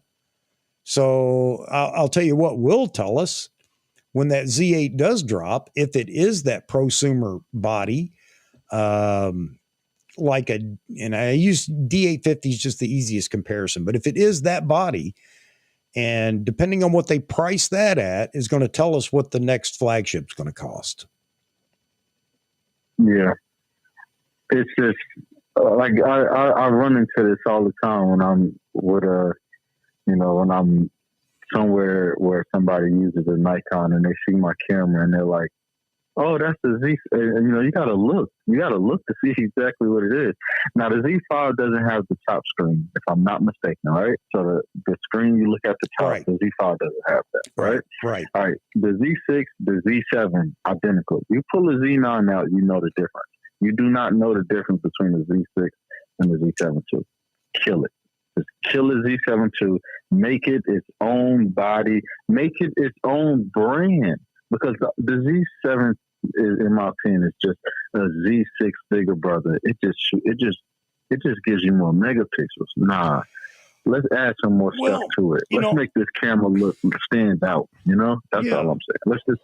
One of the things we hadn't considered is, with the, Nikon went through this in their DSLR lineup. The D, single digit, double digit, triple digit, and somebody just brought that up, Gustavo. Mm-hmm. So, Z5, but it's full frame. But I guess it could still become a Z500. Like we were kind of joking around talking about that for the APS-C prosumer body. But I guess they still have that ability to do that. The problem with Z6 and Z7 is you're going to jump from Z6 II or Z7 II because we don't have the 3 yet. And then you're going to chop the 2 and go to a double digit. Like, well, you can't. It has to be. I don't know. How do you get there? Yeah, I'm not sure. And see, that's what's tripping everybody up is the naming convention. It is killing us because are you just going to go through are we going to wind up somewhere down the road with a Z7 15, Mark 15? I don't know. Yeah, I mean, the thing is, you get it right, and when you get it right, you don't have to. Because I heard earlier as well what you were saying that you don't feel like they need to wait as long to make camera bodies. So the original C6 and Z7 had a 2-year cycle before it was the next one came out. But in my opinion, it's a reason why, and that reason is because it was behind. If you make a camera that's future-proof, you don't have to recycle it as often. So that'll slow down a little bit with that number. I mean, with the Mark II, Mark III, Mark IV. It'll slow it down. But like this Z9, I know you said that people told you they wouldn't make another camera for life. I personally think the Z9, just the Z9 brand, they probably not going to refresh that for like 4 or 5 years, right? Yeah. But I do think already with the Z6 II and Z7 II, it is behind, at least from what the other cameras are offering right now. Yeah, absolutely. So we're going to see a 2-year cycle on that as well. Okay. Mm-hmm. Now the Z6 II and the Z7 II came out, correct me if I'm wrong, I believe the end of 2020. So at the end of this year, we'll be coming up on another 2-year cycle of those cameras. So I would not be surprised if instead of working on a brand new line or whatever, refresh your cameras. At least refresh the Z6. The Z6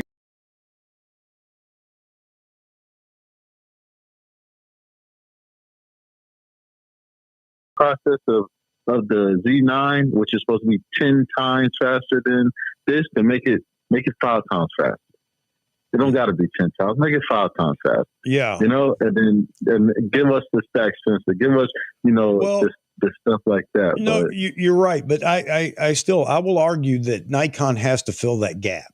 They have to fill that gap. We've got to get that camera in place. And then who knows? Camera? All bets are off. The gap camera, the Z8, the prosumer body camera, because as good as the Z7 is, it's not that camera right now. And if you want, skip Z8 or make it the prosumer APS-C, that's fine. But then the Z7 III's got to be out before long. Robert Daniels is just talking about it. Nikon has to continue to improve its AF. They do. They really do. Yes, I agree. And all the cameras below either have to be caught up to that level of AF, which everybody's shaking their head right now. Well, that's stupid. That's impossible. They're not going to do that. You're absolutely right. So what does that mean? Then that new version of the 7 or the 6 has to come out with that new improved autofocus. Exactly. It has to. You know, people are saying, well, they're not going to undercut the flagship camera. Well, they're not. And if you're thinking that autofocus can only be in a flagship camera, then you're telling Nikon just to cut its throat, because none of the other manufacturers are going down that road. Yep. Anything that comes out now and has for the last 2 years from Sony has had, real good AF. So that's a no-brainer. Whatever it is that comes out, whether it's a Z7 III, a Z8, it has to have that autofocus, and even tweaked, because their algorithm is going to continue to be refined, and it's going to continue to get better. So that's just the name of the game. You don't have any choice there. Nikon doesn't have any choice. They're not going to leave all that technology on the table and try to throw another camera out there to save the flagship. No, the flagship sells itself on what it is, larger body, and it may have a few things that the smaller body can't do, but you can't, as that goofy guy, the Martian dude or whatever, that makes no sense to me. I don't even follow him or anything. They bring out the cripple hammer, the Nikon cripple hammer, and they're going to kill themselves. So who knows what's coming? But man, this is great conversation. And I hope Nikon is paying attention to these conversations going around all over the place. And I hope people are actually talking about this stuff. Right. I want for the people that think that Nikon will be, killing or, competing with the Z9. This is just what I want to say to that. Okay. The Z9, how many frames per second you can shoot with that? It's insane, right? It shoots like crazy. 20, 30, 130, just depends on the... Guess what? Yeah. Guess what?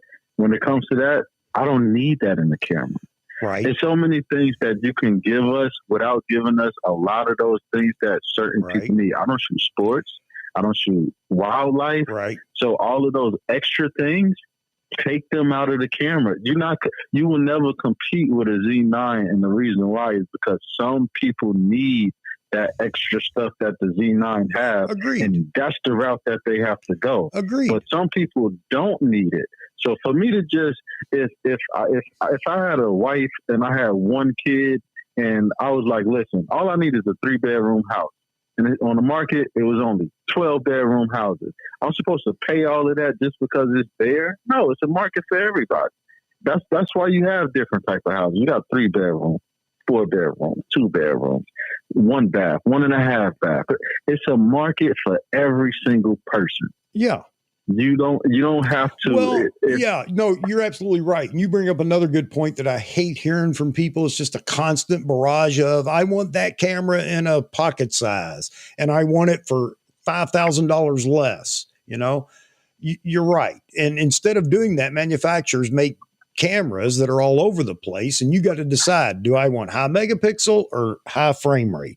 Do I want super video specs, or do I want whatever other for just stills? So yeah, and Nikon can do that right now. They're in a position they could do that. It's just hard to figure out what they'll do. Yeah. Yep. But they need that prosumer body to go out. That I can't get over that, because everybody wants the Z9 but can't afford it, or they don't want it because they can't afford it and they don't want that size. Then cut that body off, just like a D850 was to the D5. Cut that body off. Give us 85% of what we see in the Z9. Like you said, everybody doesn't need 130 frames per second or whatever. So you can tailor that. Make it a great all-arounder, just not the greatest at everything. And get it out there. And then people are going to be happy. They didn't want to buy the Z9 for price or because of the size. Now here you go. Here's the camera you've been waiting for, and there are a lot of people that are waiting for that. And if that's in that $3,500 to $3,800 bracket, I think it sells well. Yeah. And you don't have to wait for the Z9 to, sales to fall off. Well, you'll be waiting forever, considering that probably 60% of the people that ordered it haven't got it yet. So you're going to be waiting for years, and you're just losing business by doing that. So I think this year, though, we're going to get it. We're going to get at least a development announcement on that camera. I'm almost certain it's going to happen. Unfortunately, I hope not. I mean, I say unfortunately because I know that you want it. Camera right. Right. Well, no. It's just, I think that it is extremely important for them to get, and I don't even really like the whole Z7 thing, whatever, but the Z6, knowing how big that is for Nikon as far as just that name. I want that next camera. I want that to be the camera that they focus on. I want the Z6 III to come out this year and blow everybody away because of the price. Yeah. You know what I mean? The price where the Z6 stands. I want that refresh to have the top, like all of Nikon's latest tech. And by latest tech, I'm still not talking about Z9. I'm just talking about being able to compete with its spot in the other camera, field. Like, so what, I don't know what the relevant Canon one is. I don't know if it's the R6 that is on par with the Z6 or whatever. I don't know. I think the R5 is the high megapixel one, but I think the R6 is like the 25. I want it to be that, to where it's like, all right, I don't want a Z9. I want your regular camera from Nikon. I want that to be so perfect that it makes people be like, all right, it's time for me to put my DSLR down and come. Because the D750, I shot with that for so many years. I didn't need a D850, even though I kind of wish I did have one, but the D750 was beautiful. A lot of people call it D700 like innovating itself. At first that didn't look like it was going to do too well or whatever, but yeah, man, it took off. It became one of the wedding photographers' favored cameras, I think. Yeah. The 750 had such dynamic range too. I mean, I remember that people were just wowed by it. Yeah. So that's what I want. Like, they can hold off on. It's like, don't keep giving me new stuff, because every time you give me something new, all I feel you're telling me is we don't care about the old stuff. I want you to care about the old stuff. And I covered the Z9 a lot. I got a lot of views, and I knew that keep covering it would give me that. But now that it's out, I'm like, I don't like this tunnel vision. I feel Nikon has tunnel vision right now, where only thing they're thinking about is Z9. Well, stop pushing that to me if I can't even get it. You're absolutely right, which is why I keep bringing this up. And, just about every live stream. That's why I've gone on rants before, not just over the shipping of the Z9, but since then, talking about where Nikon needs to go next. I may not be right, but I want to keep the conversation alive and keep Nikon listening. Yeah. Get off their butts and start doing this. So, yeah. And I'm hoping other people do it, but I don't see it anywhere. Yeah, everybody's jumping ship on the Z9, and you can't get it. So it's like, you keep telling me how good your cooking is. You keep telling me how great this restaurant is, and I can't even eat it. I can't even eat at it. I can't do nothing with it. But you do have all of these other things that I can, and you're not doing nothing for it. You're still just telling me about something I can't touch yet. Yeah. Well, since I can't touch it physically, how about you improve on at least the software, the firmware, everything else? Okay, so a lot of people, this is a big thing, and Jeffrey just brought it up. The three biggest things, at least to him, and I agree with him, that are critical right now in cameras is AF, absolutely. That's what's selling cameras, because people are shopping via YouTube influencers, comments on AF, improved dynamic range, and noise reduction. And I agree. However, I don't think all of those are going to be new sensor technology. It will be technology, yes. But I think we're really in the phase where, you know what I want to see? A whole lot more development of AI. I think AI is the future for a lot of the stuff we want in cameras. We're seeing it already. It's already there in the AF that we have now and that everybody else is using.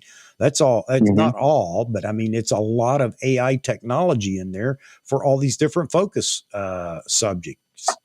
That's AI. Yep. You need a processor that can handle that much data. Absolutely. It looks like Nikon has it now. Sony's had it and Canon's had it. Dynamic range. Again, is there technology that's going to bring that about?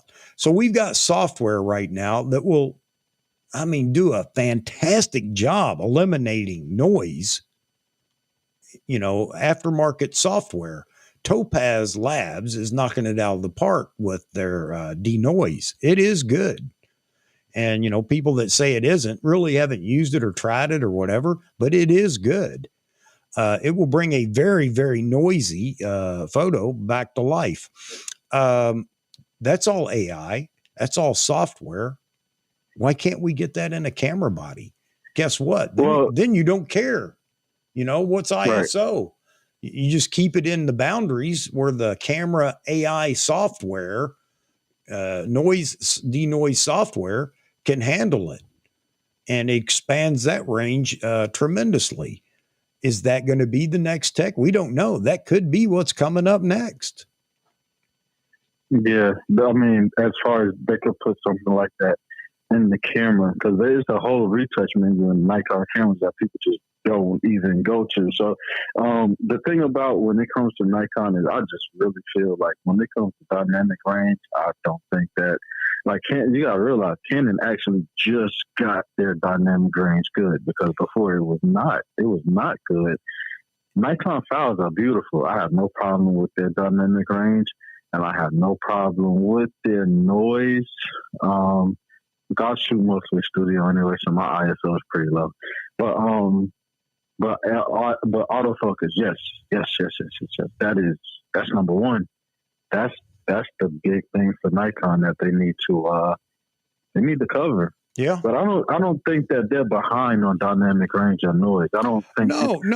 He's not saying they are. He's just saying these are the three things that come up when people start talking about cameras, and then we get into the camera war, fights over, well, my camera has, stop more dynamic range than, your camera and all that kind of stuff. But that aside, who wouldn't want more dynamic range? And I agree with that. And everybody looks at that because you get a bad review, the dynamic range on the camera that you're looking at gets a super bad review, and it's gonna taint your decision to buy it. So and Nikon has done great over the years with DSLRs, no doubt about it. But what if Sony finds this AI tech and just defeats everything that Nikon and Canon have done, and they do it all in body? I know everybody hates to hear that. We're just going to have cameras that do it for us. Well, guess what? You may not like it, but eventually it's going to come to that where, the AI is that good. I'm not talking anytime soon. But my point here is that if you don't embrace technology, you're going to get left behind. And you're going to be the guy that's sitting there saying, well, I was able to do it without that, and I can still do it. Well, good for you. Good for you, man. I'm proud of you. But who wouldn't embrace that technology if it's available? So, it's coming. It's coming. How much AI and computing power is going to be available here in the near future to allow all these things to happen, where we're taking physics finally out of the way somewhat. We cheat physics a little bit with PF, phase Fresnel lenses or elements. But there's only so much you can do with glass and optics unless we come up with, as crazy as it sounds, somewhere down the road, an EVF lens where it's, I don't know. Who knows? But don't laugh at those things. you may have to eat your words somewhere down the road when you say it'll never happen. But back to the conversation on the camera bodies, it's going to be interesting to see what Nikon does, but we need to keep it alive. We need to keep it in the chatter and everywhere, and get Nikon to listen up, take notice and start talking to us. Will they do it? Who knows? But squeaky wheel gets the grease. My wife tells me that all the time, and we just need to be the squeaky wheel. Nikon needs to know they have our business, but our loyalty is to, what they're going to do down the road. And then we have the people that say, well, I trust them. I do too, but their speed is terrible. Their stealth is great because we have no idea, but who knows how long it'll take them. They've done a good job in finally, in my opinion, catching up to everybody else. And anybody that says they haven't, that they were already equal or ahead, is crazy. They have caught up pretty much. And now they just need to fill the team. Don't worry about the bench. Let's fill the team. And then we'll start filling the bench with camera bodies that everybody's been talking about, medium format and all the other stuff. So, I'm going to go ahead on and call it a night. I'll probably still be in the chat, but I'm just winding it down for the night. And this was a great conversation, man. It's definitely. No, I appreciate it. I appreciate it. You calling in. And I do want to have you on the show because I want to talk about the photo business, because you have some experience there now. And I want you to talk about that so that you can help others that go down that road. I'm out of it, right? But let me just let you know, I'm out. I just got one of the best jobs of my life. Yeah, which is, to me, is great because now I get to do photography as a passion. I hated doing photography as a business. There you go. And that's why I want to have that conversation, because people may be able to prevent that. You know what I mean? They may not go down that road, maybe. So you can maybe help some folks out and let them know that, hey, here's what it takes, and here's where here's my run at it, and here's where I'm at now. So any job that you think, any job you get, I don't care if it's photography. If you do it for so long, if you're passionate about it in the beginning, it goes away. Now you know why it's a hobby again. Yeah. Now you know why I'm not a professional photographer. I don't do this for a living. Why? Because it takes the fun out of it. I have another business, and that's enough. But I just want to enjoy this, and I don't answer to anybody. Anybody that critiques my work and is very critical about, well, it's this bad or that I don't like. I don't care. I don't have anybody, nobody. And if you want to buy it from me and then complain, well, that's fine. But anyway, right. Yeah, I appreciate the call, man. I do. Yep. Nice talking with you, Chuck. All right, Ryan. Have a good night, man. All right. You too. All right. So, Marco, on D4S, got it just to take pictures of my 1.5-year baby. Well, the only bad thing is video. I use my Samsung Note instead. There you go. Well, Nikon at that point in time wasn't knocking it out of the park on video, Marco. But it's a fantastic camera, I'll tell you that. I owned a D4. For stills, man, it's fantastic. But yeah, nowadays, much better in the video department. So I hear you. But that is a great camera, man. And you know what? You're proof again that everybody says nobody buys these cameras unless they're a working professional. Well, are you a working professional photographer, Marco? Maybe you are. I should ask that first. So people do buy these cameras that aren't working professionals. Yes, you need to understand the autofocus. But see, Roy, that brings about a good point too. Why is Nikon so difficult to understand the autofocus? You can pick up the A1, and I've heard people that have the A1 and have bought the Z9 say, yeah, the difference is remarkable. The A1 you pick up fire and it does. The Z6 Z9 will do it, but it takes a little more finesse. And again, that's just some of the things that Nikon can tighten up as time goes on. So to say that they have eclipsed everybody is not true. They brought out a few technical advances that everybody doesn't have at the moment, but you can bet the R1's going to have everything the Z9 has in it. I'm looking at the future, meaning in the next 12 to 18 months, something significant coming out, and it's not going to be physics related. It's going to be architecture as far as AI and processing power. So we'll see. We shall see. Yeah,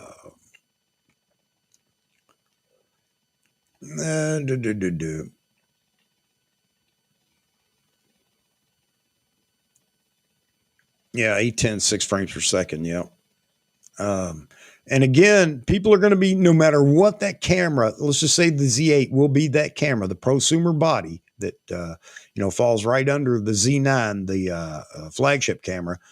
They're going to be, half the people are not going to be happy with it. Half the people will be ecstatic because everybody wants a Build-A-Bear camera. You just call up Nikon. Okay, I want this, this, this, and this, and this. And oh, by the way, I got a coupon and I want to get 70% off. So I want all that in a body for, $600. It isn't going to happen.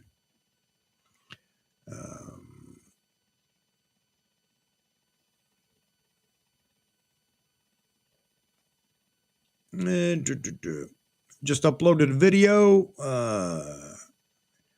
and got a copyright claim, huh?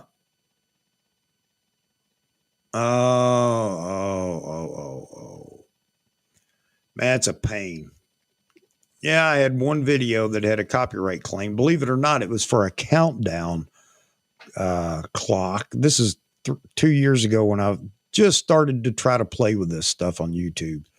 And right off the bat, I got hit with a copyright claim over some ditty for a countdown clock. Anyway. Oh, and my Fiverr, here you go. My Fiverr guy that built my intro. Funny thing is, he used music that was copyrighted, didn't tell me. And I had another video just recently over the last 3 months that happened to. So there you go. I know it's hard to believe Fiverr would not be perfect.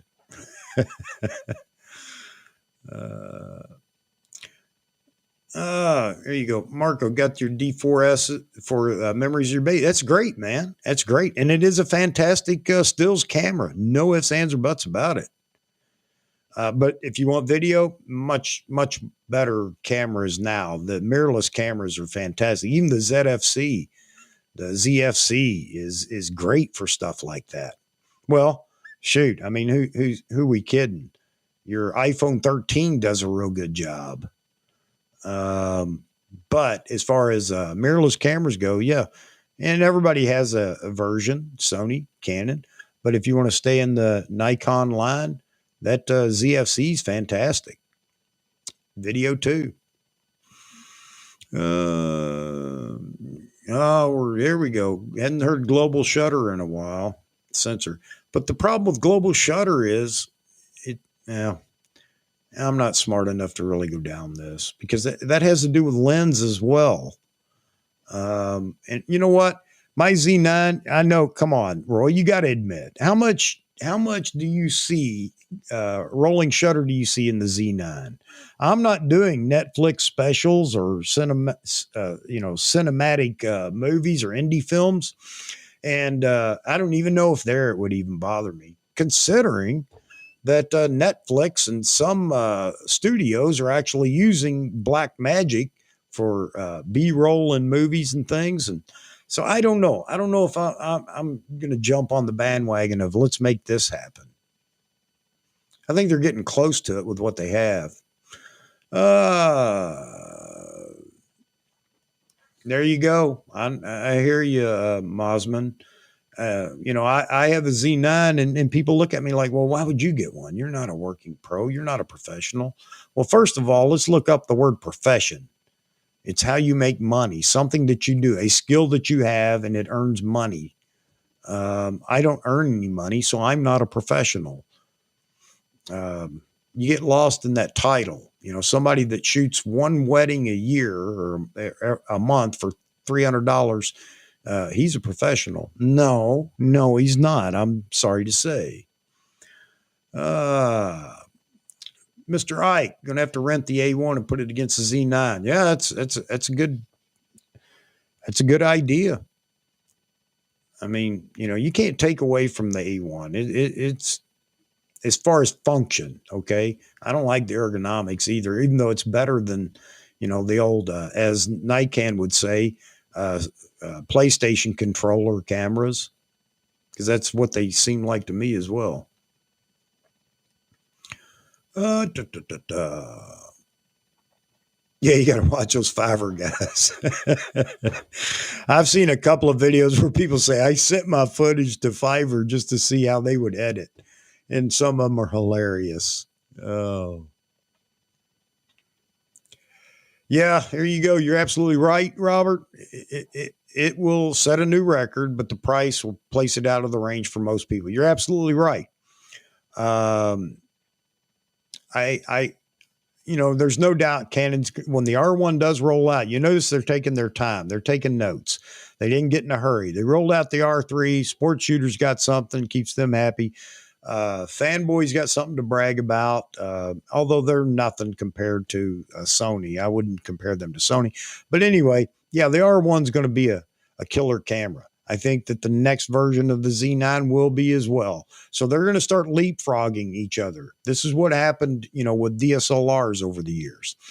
Sony is now in the mix too, but Sony's, I don't know. Let's see what Sony's working on, some secret sauce back there too, because they haven't been in a hurry to leak anything about what's coming up. And of course they're not worried about Canon and Nikon because they're the, you know, the best selling, camera in the world. That's what they say. Let's see. Z6 II could actually have been the D5 little brother. Great AF, great ISO, low light focus, but the AF can't match the D5. Yeah, you could look at it that way. Absolutely. You're absolutely right. The D5 was its own. It got crucified early too. Because it had the ridiculous ISO range.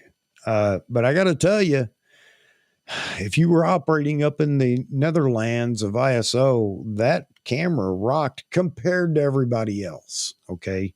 Compared to everybody else. It's like I said before, it definitely, it did its thing. It was usable, not for portraits or landscapes, but for a lot of other stuff. There's a report on the A1 from Roy. And Roy here with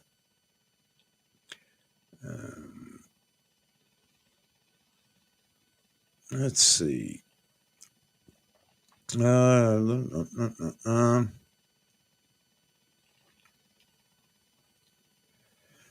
Good point. If you do it, I will watch. No doubt about it, Ike.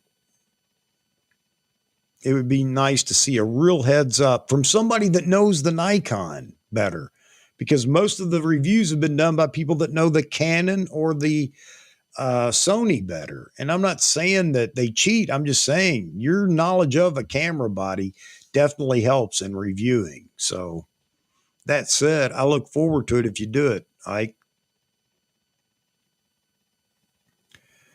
And here you go. My point exactly. Not everybody could do this, but there are a lot of people out there waiting on the Z8, the camera that we keep talking about. And it's really going to be interesting to see how Nikon puts this together with the naming convention they have now with the Z whatever.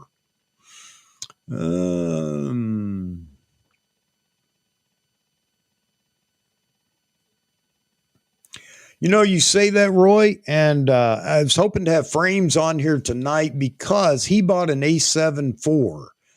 He did a review on his channel, and you guys might want to jump over there and watch it. Now, he doesn't tear it apart or anything like that because he bought it. For whatever reason, he wanted to go that route with a Sony. So he compares it to his Z6. And it's interesting. It's not that the functioning is bad or anything like that, but just the feel of the camera. He talks about that because it is light, We often associate quality with weight, whether it's right or wrong.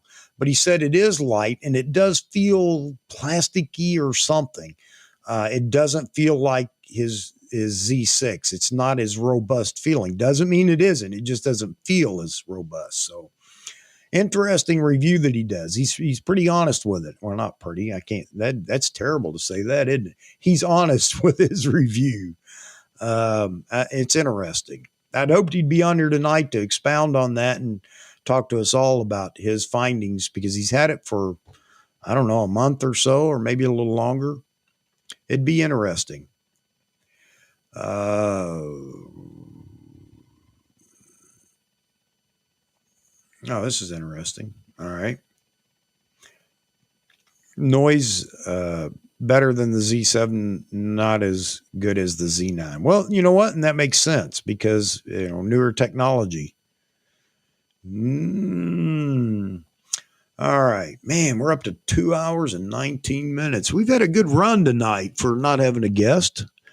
I have enjoyed it. I hope you guys have. Yeah, David. Well, I could sit here and tell you that I won't be interested in the Z8, and that'd be an absolute lie. And again, now we go back to I love this question when people pose this question to me. Do you need it? No, I do not. But I might buy it anyway. I save my pennies and I save up for the things I want. I worked hard and got beat up a lot in the last 40 years in what I've done. But, I enjoy things now. So it's not a matter of need. It's just a matter of want. And if you can afford your wants, I say go for it. All right. Oh, thank you, sir. I don't know how to pronounce it. ArcZap?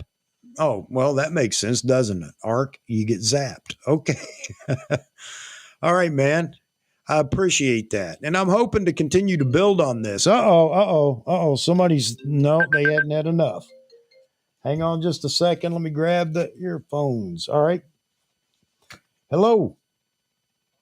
Oh, hang on a second. I can fix this. All right. You there? Yes, I'm here. All right. Is it Weston or is it Mark? It's Mark. Okay. All right, Mark. Well, go ahead. About this headlong madness for we got to have more of everything and cheaper and all this. It's not going to work. You've got to pay for R&D development. And some of this stuff is, you should pay attention to what's going over on the monitor TV displays. They're having problems too keeping up. And Sony is being nipped at pretty hard with the LG and Chinese and Samsung. Yeah. And, they're having problems. And, you want higher, dynamic range. Oh, yeah, that's great. But our monitors can't do it. Our displays cannot physically do it. No, they can't. You're right. Right now, well, they're getting there. They're getting a lot closer. But it's going to happen. And a lot of people will say now, where HD or where 720 is or HD. Yeah, I don't know. 4K is going to become the common thing it is right now, even on YouTube. It's definitely becoming a lot more common. That resolution is even easy now with laptop screens and everything else and TVs. 8K isn't far from being, I'm not talking tomorrow or next month, but 2 years from now, 8K will be what 4K was. So now, do you have to shoot in that? Do you have to produce in that? No. But one of the things I'll go back to here without even, and this is, this kind of tames the argument, is what you can shoot in 8K if you want to process 8K. The one thing it allows you to do is manipulate that video in post-processing. So you don't have to export in 8K, but you can use 8K, zoom, do all kinds of things, crop in video Do you have to? No, but there are people that want to be creative and want that flexibility, and hey, by all means, they should be doing what they want. So you're right. You don't need it, but we don't need mirrorless, and we didn't even need DSLRs because we could take pictures with film cameras.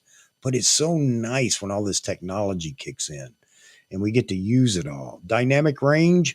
Wouldn't it be great if we could develop a camera or an algorithm that acts like your eyeballs and see what, could show you what you see with your eyes? We're not even close to that yet, but we continue to whittle away at it. And I don't mean to, take away from what you were saying, but I'm a firm believer in if technology can make things better, then let's do it. However, it comes with a price. I don't mean just monetarily, but jobs and everything else. I get that. Everybody's jockeying to come up with their own flavor of the display, and it's proprietary. You can't have it. This type of thing. And what happens is this. A lot of people don't know this, but when the movie houses sit down and master movies, they're mastering them for Blu-ray. Well, they master on like a $30,000 Sony display monitor. Mm-hmm. And it sees more color than you can ever possibly think about. Right. And it's that British Telecom 2020 standard. Okay, well, great, wonderful. But when they turn around and go master, they have to turn around and master it for streaming. They have to do a streaming version of it. And now that they're moving out of the factory, 100-inch diagonal TVs, everything looks like garbage. It's blotchy, it's gritty, it's horrible. Yeah, and it's because we don't have standards. We're not adhering to it. Dolby is not maintaining their standards on Dolby Video, and it gets to be a big morass. Yeah.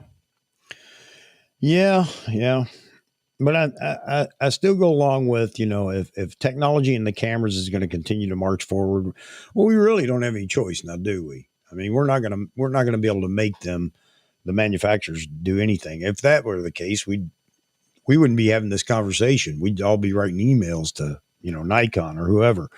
But I'd like to see some kind of more organized manner in which it's done. Otherwise, we're going to end up with television that's, incompatible with everybody, and it could be, that way. Yeah.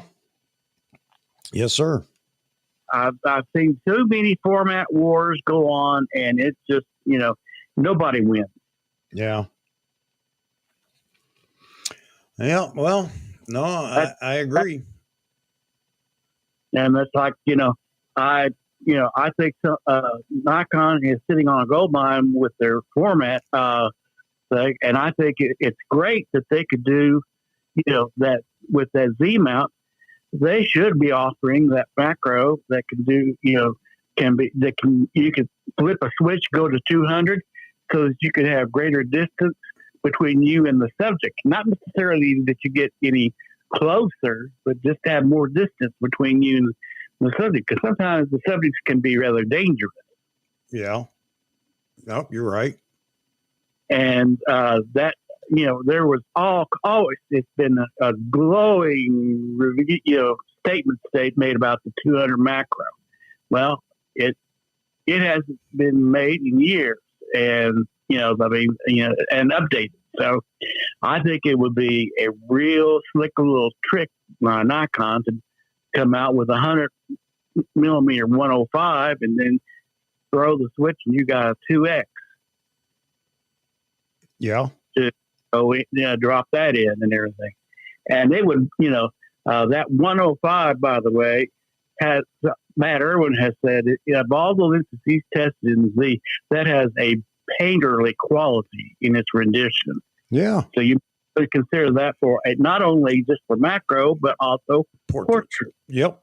And a lot of people are talking about that. You're absolutely right. And I almost bought one here just a few days ago because I'm looking for mirrorless equivalent for a portrait lens that I don't have yet in my arsenal. But I think I'm going to hold out. I'm waiting for the 85 to see what it does. I don't really want, and if it's absolutely sure that it's going to be a defocus lens, I don't want to go through that unless they've found some new technology that makes that simpler. Yeah, well, I don't know about that. That's only Nikon knows that. Yep. And but you get in front of the camera, you photograph 10 pounds heavier. That's why you use longer focal length. Yep. Of course, there also you can have Photoshop to do that. Yep. But you can overdo the retouching, and the digital band snaps, and you end up looking like a Barbie doll or a Ken doll. Yeah. So it's we can do wonderful things, but to a point, it is still a physical universe. Sorry about that. No. And that's what this is all about. Mark, that's what this, again, I'm a weirdo. Okay. I'm not the conventional YouTuber. And I hope people actually see that. A lot of people probably don't like this channel for that, but that's what this is for.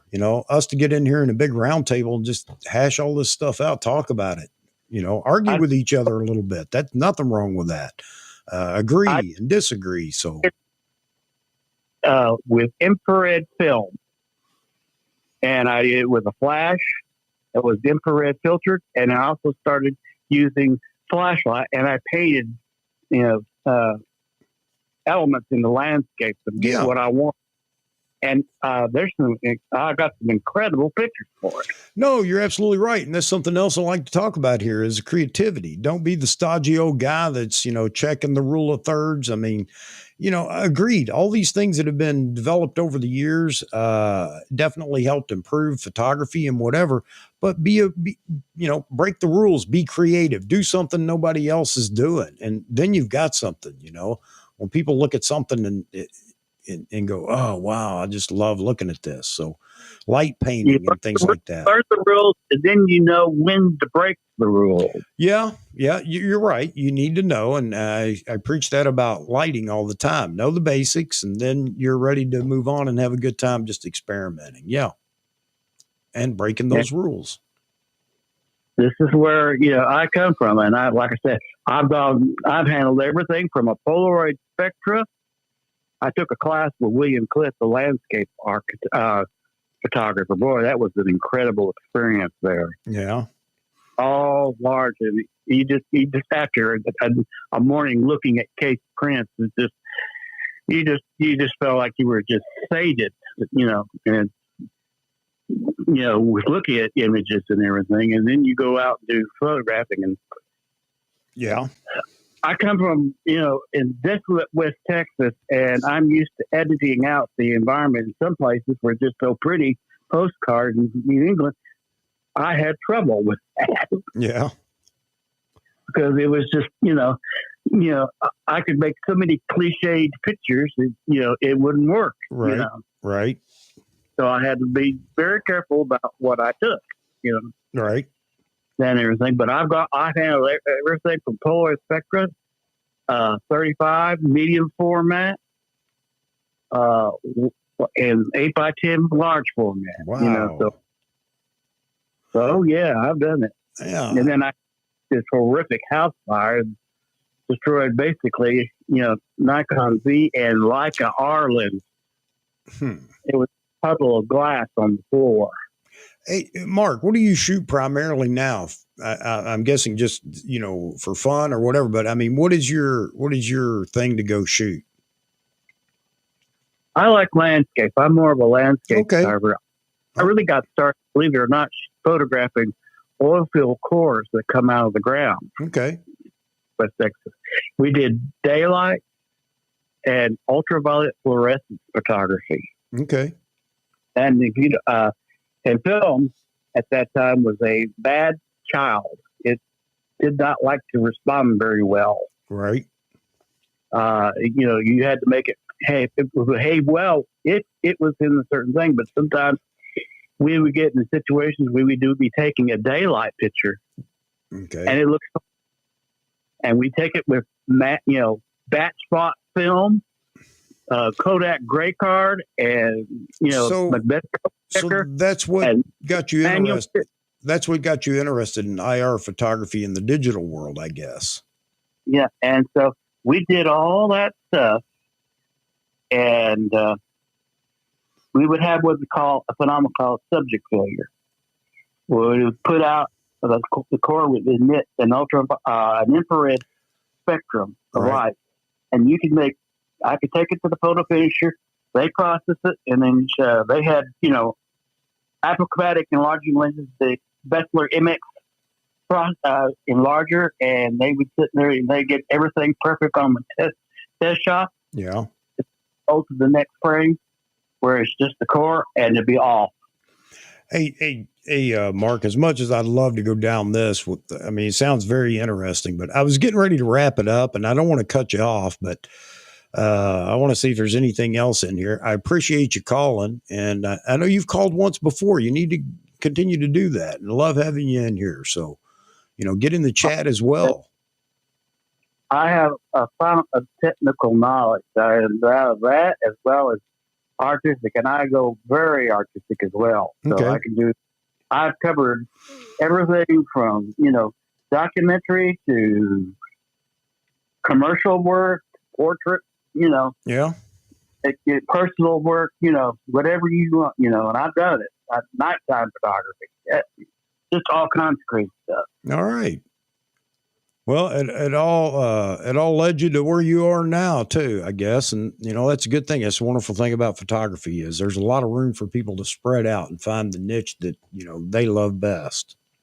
Well, I'd like to have that 100 to 400 zoom icon got coming. Yeah. Because there are times I want to be able in the distance stack planes of stuff closer together. Right. That's what I want. I'm not looking just to bring something in far away. Right. I'm looking for big subjects, mountain ranges, hills, the foreground, rolling, house, and then, everything else, in the front ground. Right. And bring that all together as a mesh image. Okay. And that's what I'm looking for. That normally I don't shoot long length. I'm mostly wide. Okay. So that's what I do. Well, again, I appreciate you calling in. I'm going to try to wrap this up so I can wrap up the show tonight. We go for a long time in these live streams, and I know a lot of people, very few people are going to stay in for the long haul. I get that. But, as long as people are willing to talk, I'm usually willing to stay in here, but I got to tell you, I'm running down. My battery's running down tonight. So I'm going to be closing this up pretty soon. But Mark, I appreciate the call and make sure you continue to do that. Continue to tune in, man. Oh, I'm going to be doing things. I'm going to be doing some stuff that I haven't done because sometimes you live in an area and you almost run out of things you want to photograph. Right. And it's hard. I don't want to go too far afield, as they say. I'm getting older, and it's just a little harder to get around. Yep.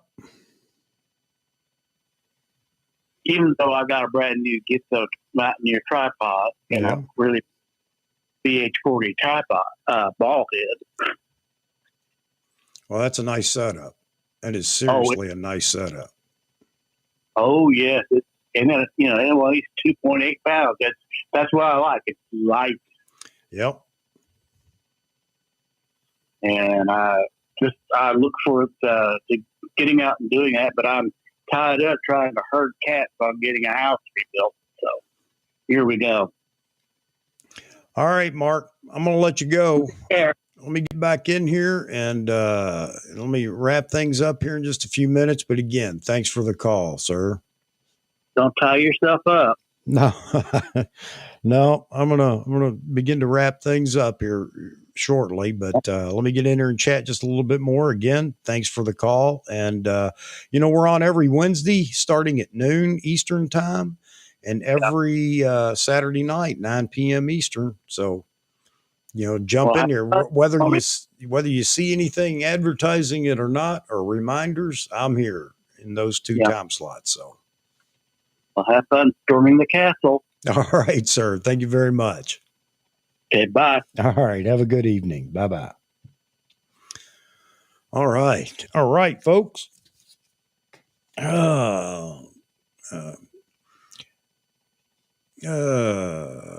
Hey, thanks, Ike. Thanks. Appreciate that. And Agnetha, yeah, the TV guide. I could do that actually, but my schedule changes, not the time slot, but the people changes so often. But I guess I could throw it up here and let everybody have an idea of what's coming. Let's see. Not a Leica fan. I was thinking about LV or okay. Robert, good to see you in here, man. Thanks for showing up. Yeah, you got to watch the races live. I'm going to have to go watch them here when I finish. I'll probably watch the 450 main tonight before I go to sleep because now I'm really curious. But it's good seeing you in here. Mike, the patience of a saint. Thanks, buddy. Thanks. Yeah. People have put up with me, beating my gum. So, and just trying to return the favor. Thanks, Ted. Appreciate that. Thanks, Mike. Yeah, we're just going to continue to go down this path. I'm not going to let anybody steer me stray. I'm not out to be an influencer or a big YouTuber. Again, as long as I'm having fun, you guys are having fun, then we'll just continue to do that. How about it? Appreciate everybody showing up. Next week, bring your friends and neighbors and have them sign in and drop a sub and drop a like on the way out, folks. Again, appreciate each and every one of you.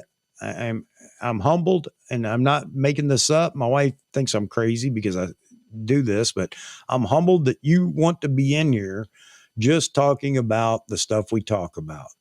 But hey, I'm glad you do, and I'll see all of you, hopefully, and more next Saturday night, 9 p.m. But again, for those that can make it, I know everybody can't.